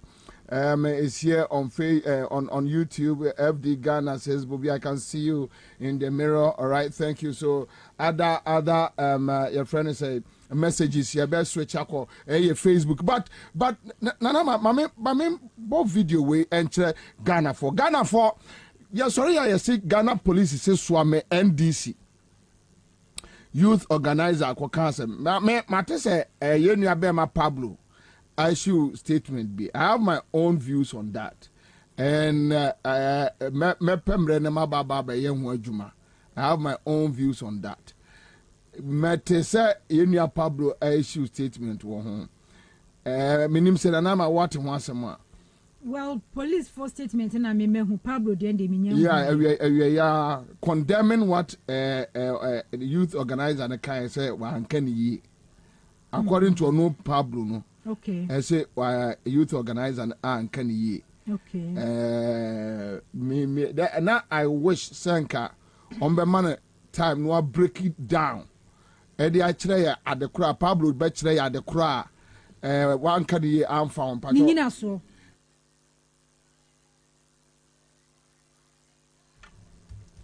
Nina so. Yeah. Because me pese above video when you sound nema. That's all. Nina so at least yeah. Obet me. Yeah, all condemn it. Exactly. Unfortunately, me tie no. want me anka bibia, but that's fine. Say Akufo-Addo nipa especially maybe NDC no experience amanya of politics no. Mahu Akufo-Addo aban na nya aban ya di butu ne nkrata sem etu no. And you can never go into election with a dey wa bra wonya cash shorties. Nti no experience ne ebro a o ma bro so amefo pen wo constituency. And I me advice abede me ma me branch for me you for organizer for the constituency. Nti me no minim say mabunu no. Omu na ya na party for no mutadi omu nya pa. Nti ya taking a decision with my youth to say this time na MPP ni bi obebi ayemo no. Wahu. Ye no kire say the only way a party ni beti media survival constituency no. And politics, the only thing a political party will hear power. Power no say am fam ran to who say this a wuji free Bible mu Ansah na yade akwanya na ma so beso. Nti Akufo-Addo tumi kum nipa 8 e de we ne president a. E de na ebeye nwanwa anase e tan say so ameso. Yeso ye kum nipa miunu kura na say be ma NDC joma ma be di power. E wo say ha adwene. So me policy no. Me de ma me mabunu no e constitute branch youth organizers ne say when you are going you should prepare yourself. But men fan ko di NDC ni eji MPP ni bi obeye bia ne sa ba na wo de be bono ama party na we ne power papa. Se tuo na obeto abono ama NDC aba power to bono because Akufo-Addo akira ma yehu say you can kill for power. So be kill for power yen ya ready. Nti say what say me ka wo edom ni mu a we are doing it and we are going to practice it. Yeah, ever ready. Because we heard the lies of national executives here, you say we should do that. How we as a journey, Muma who be paid 2020 election. Move a situation whereby we be prepared to 2 1 water from it is a maybe Namhe, Mamwame, who not MPP Libya Sebi, the Bush for every Fino, no Bobie Kumia, whatever Papa. So we are in and may advise NDC Nima Papia say 2024 election. Say Babina Kumnipa na wenia kuno. Sebru Babina bonipa tu na wenia. Sabana do be bono de power no bebre ya. Because ye mfa bu. Sebru Babina se kumnipa na wenia kuno. Sebru Babina bonipa tu na wenia. Sabana do be bono de power no bebre ya. Because ye mfa bu. Sebru Babina se kumnipa na wenia. Okay, so Nanama, asama Abranti and Kaini. I am not interested. What Pablo can say no can say. I'm not interested, so I won't go there. But Yango Tie, former chairman, constituency chairman. Say Cintio. Senior here. MPP ayamunya NDC follow. Tata I don't know. What you say? When you national security the some and then you be some back a mema. What you say? Some mema. It me sorry in your face and this follow. No books are Ghana. You won't here to travel. Yes. I seen you up. Now America well your friends say Trump one go ahead demonstration. It depends. What you say? So someone almost decided about the amic dunya be 2024. And he didn't public come with them more. 2024 to Yame. What won't try? Not on one try. Young Kwabena think what the win is one winning. Some of the demonstration in Patapa said the politics were Ghana. I got on Guardia. And this is not so. You are in Guana Sonia. Oh, yeah, Mamma Sama and this by. Some of you should be sorry. I got on Guardia. And this is not so. You are in Guana Sonia.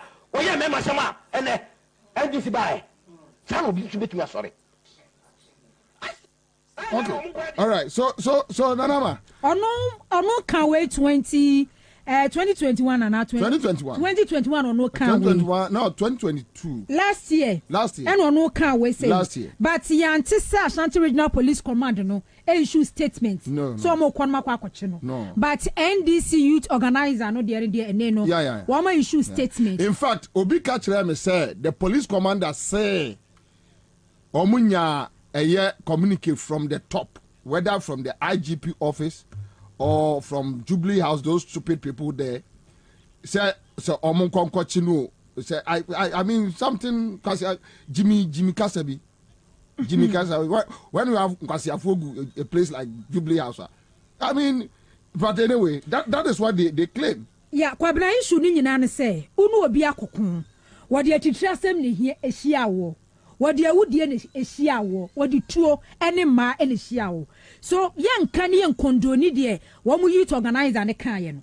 But this time around but the unkondoni de youth NDC the NDC ni kan. Me de me kondoni. Okay, wo dia wo be ye. But wo dia say me hu say wo kondoni kwada da. Maybe that woman don't do it, you that. Get out. But problem ni nyina ne say yenya president okay. Because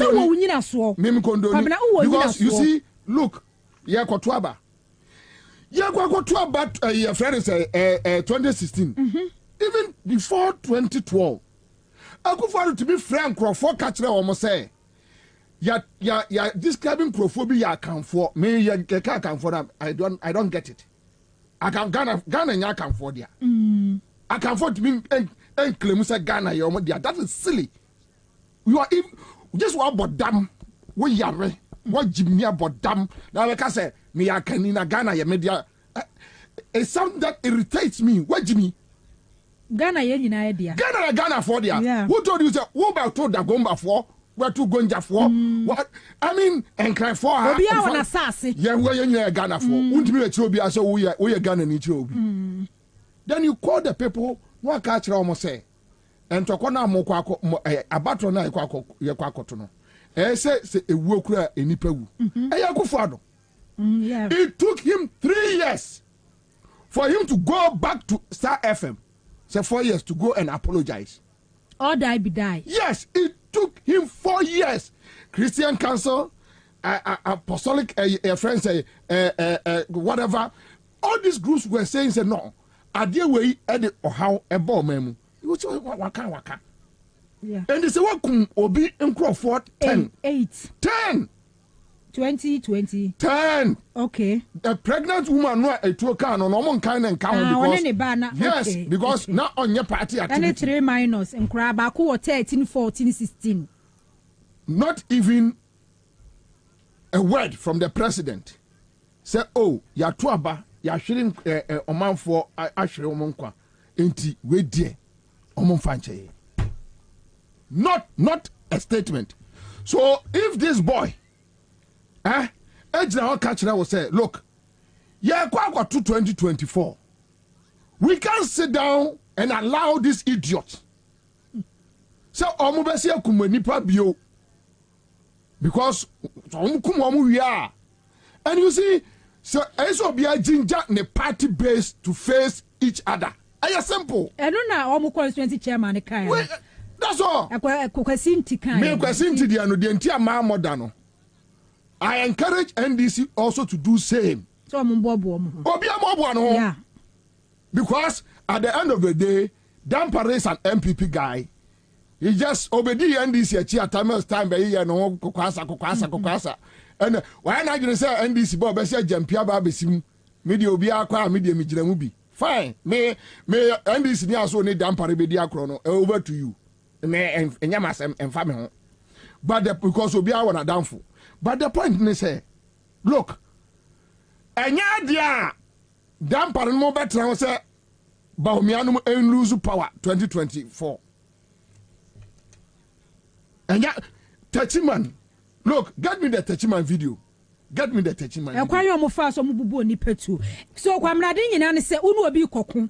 Would want to say where the akun we say the general elections na yakọ. Wani na ahoso enipa ne dia Bible team. Next time wouldn't go kwahia bi mu a. What do I do? Yeah, obe prepare. Because where do we say efri umu when in now say because you are elections from where you cry your friend is say former President George Rawlings cry military rule crano eba sa a democracy constitutional crano yeah look unim kwasi aseme wo ya after ayawaso incident no abronya timi etna radio so akatre Ghana for say de omo ya no ayawaso no e rehearsal say akitu abi kra a day incitement in a change our statement we. You are telling me say as someone guy no a kind or inciting violence. A day as some change our formula this foolish boy no microphone in anymore. A day incitement a chain no say ombekum ni pama nipa beka wuram. Really?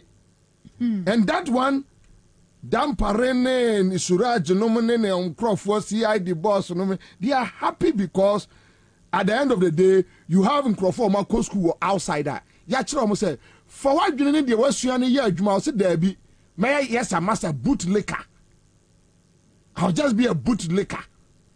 So you realize that you have people there, and they are not there on merit.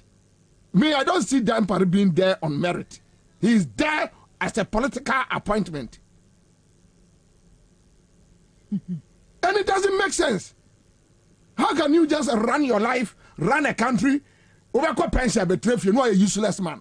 Obiembu, because watch me. Oba service, you just came to fool around and walked away.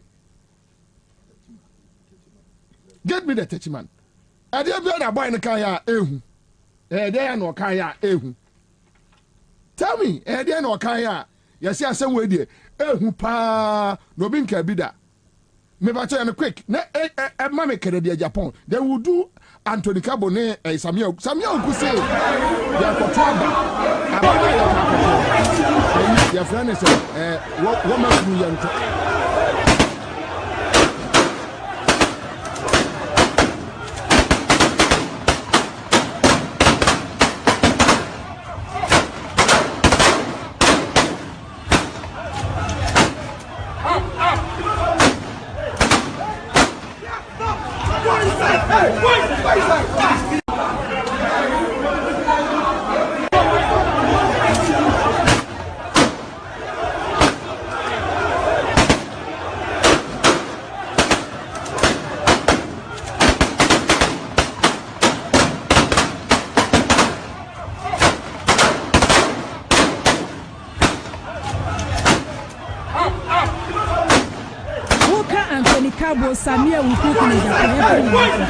Just 2020 anyway yeah ready see do no can all die be done Wama Ghana for what he say everything about elections under his watch, his leadership no and all die be die first.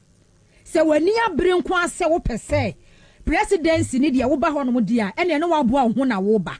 And then wetimia boa amenipa 8 ewu na nse mi kan se we bi ma Tachima Ansah 10 years so obesiu mi so wetimia boa amenipa 8 ewu and what the be president say woni na ekwana sa wo say wo do akwaje wo say kwagu bu say dom say gugu wo mo bo no e ma ye kunkum ni pa ne dia na etoje wa but yeah ya ne say Ghana Police Service say MPP ni kan na say na ma me ehunu say ade no obi aka enye but so obi timitna won mo de ne nsa bobɔ ne bo so to ho say nyankwasi asem a abro nye se Joma Amanyaku obeye ye di abra nye akọ court a discharge no akweti no say wanka bone mia memesi abaya asase eyira with a video evidence enya mekura na meka Canada Japan na ka say onu ana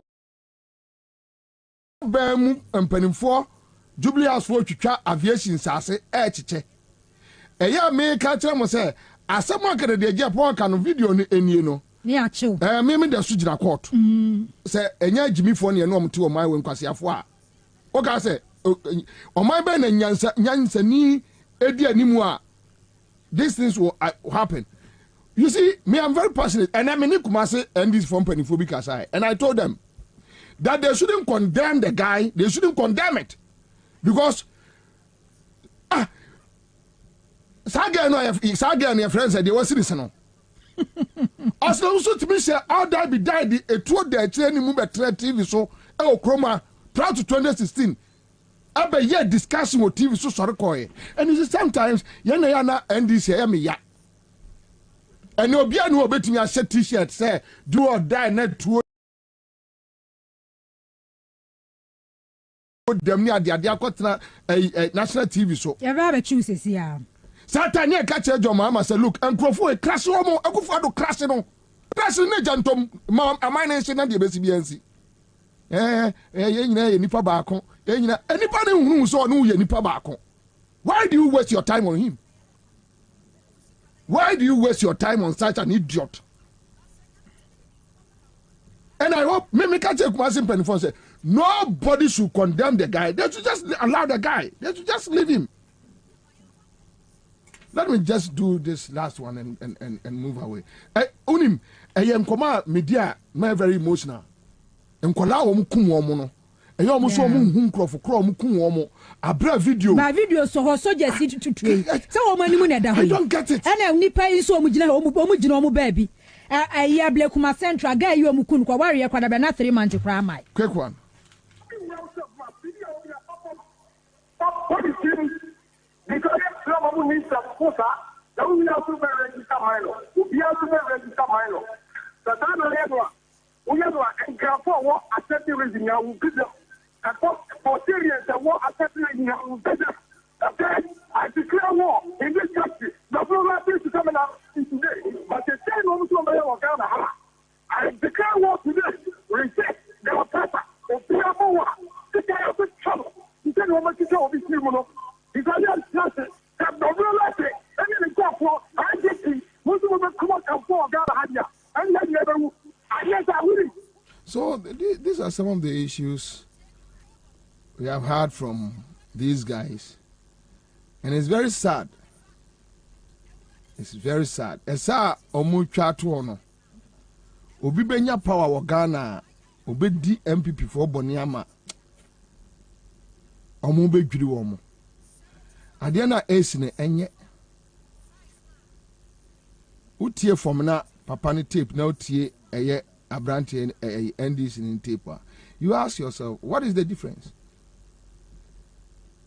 What is the difference? And I think we should be careful. The way things are going, I hope the NDC will up their game and show strength. Me catch you sapon. Abrante and almost Shishwanwa. Kumasi Nkwamu almost 700,000 people. Get to the street. Namon Fadunko police station. No so hanging. Almost hanging. Why? Why? Why?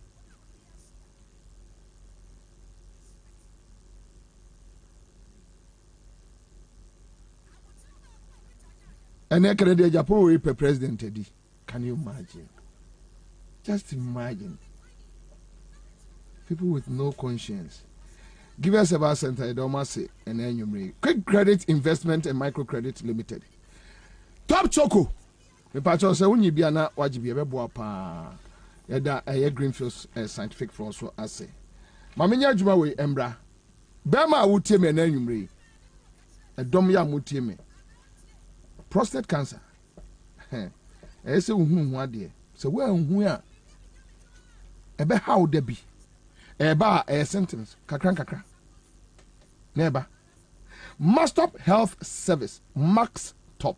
MAXTOP Health Service. Aglo Maxwell. Tieniye. Ni aka we nyina. Ni akampum din ho asem kakra. Ebwawa. Maxtop Health Service. Omso ombeka aye prostate cancer once much. Good evening. Yo, medase medinchia kese edebema wetiefo nyina. Mepacho se utie mi a we Maxtop Health Service. Maxmed Prostate Care Capsules. And ya ni ubedi nkomo afa prostate ho. Na obi be bisa akra se ede nkra na ye prostate. Prostate gland bia obema bia ewo. Na eno aneboa produce sperms. Eno aneboa produce sperms. Enti no anytime bia o prostate ebeto chima no. Either say doctor beka cho say o prostate aye enlarged. Say aye enlarged sana emia urethra no emia bebia ojonso ne fa no. Na se komia bebia ojonso ne fa na obom se jonso no so entimi mba papa. Jonso no entimi mba papa. Jonso no enya problem. Obi owa o se me jonso bebre edura na adwo a obe jonso be 10 times. Obi nso during the day obetimi ajonso be 5 times. ni na e kira wo se o prostate no enho atochima me pa chobo modja se obema onsa ka Maxmed prostate care capsules Maxmed prostate care capsules ana Dr. Max edru no prostate no yare bi a ha mostly Africans oya blacker oya obi a oya TikTok ana oya obi a omu oduye oya victim obetimenya prostate at any time obetimenya prostate problem at any time se oya oba nso atie mi aya na eye nkrofo pi se prostate no embema ho na wo yes but a man so wo peculiar problem mo problem no so eye se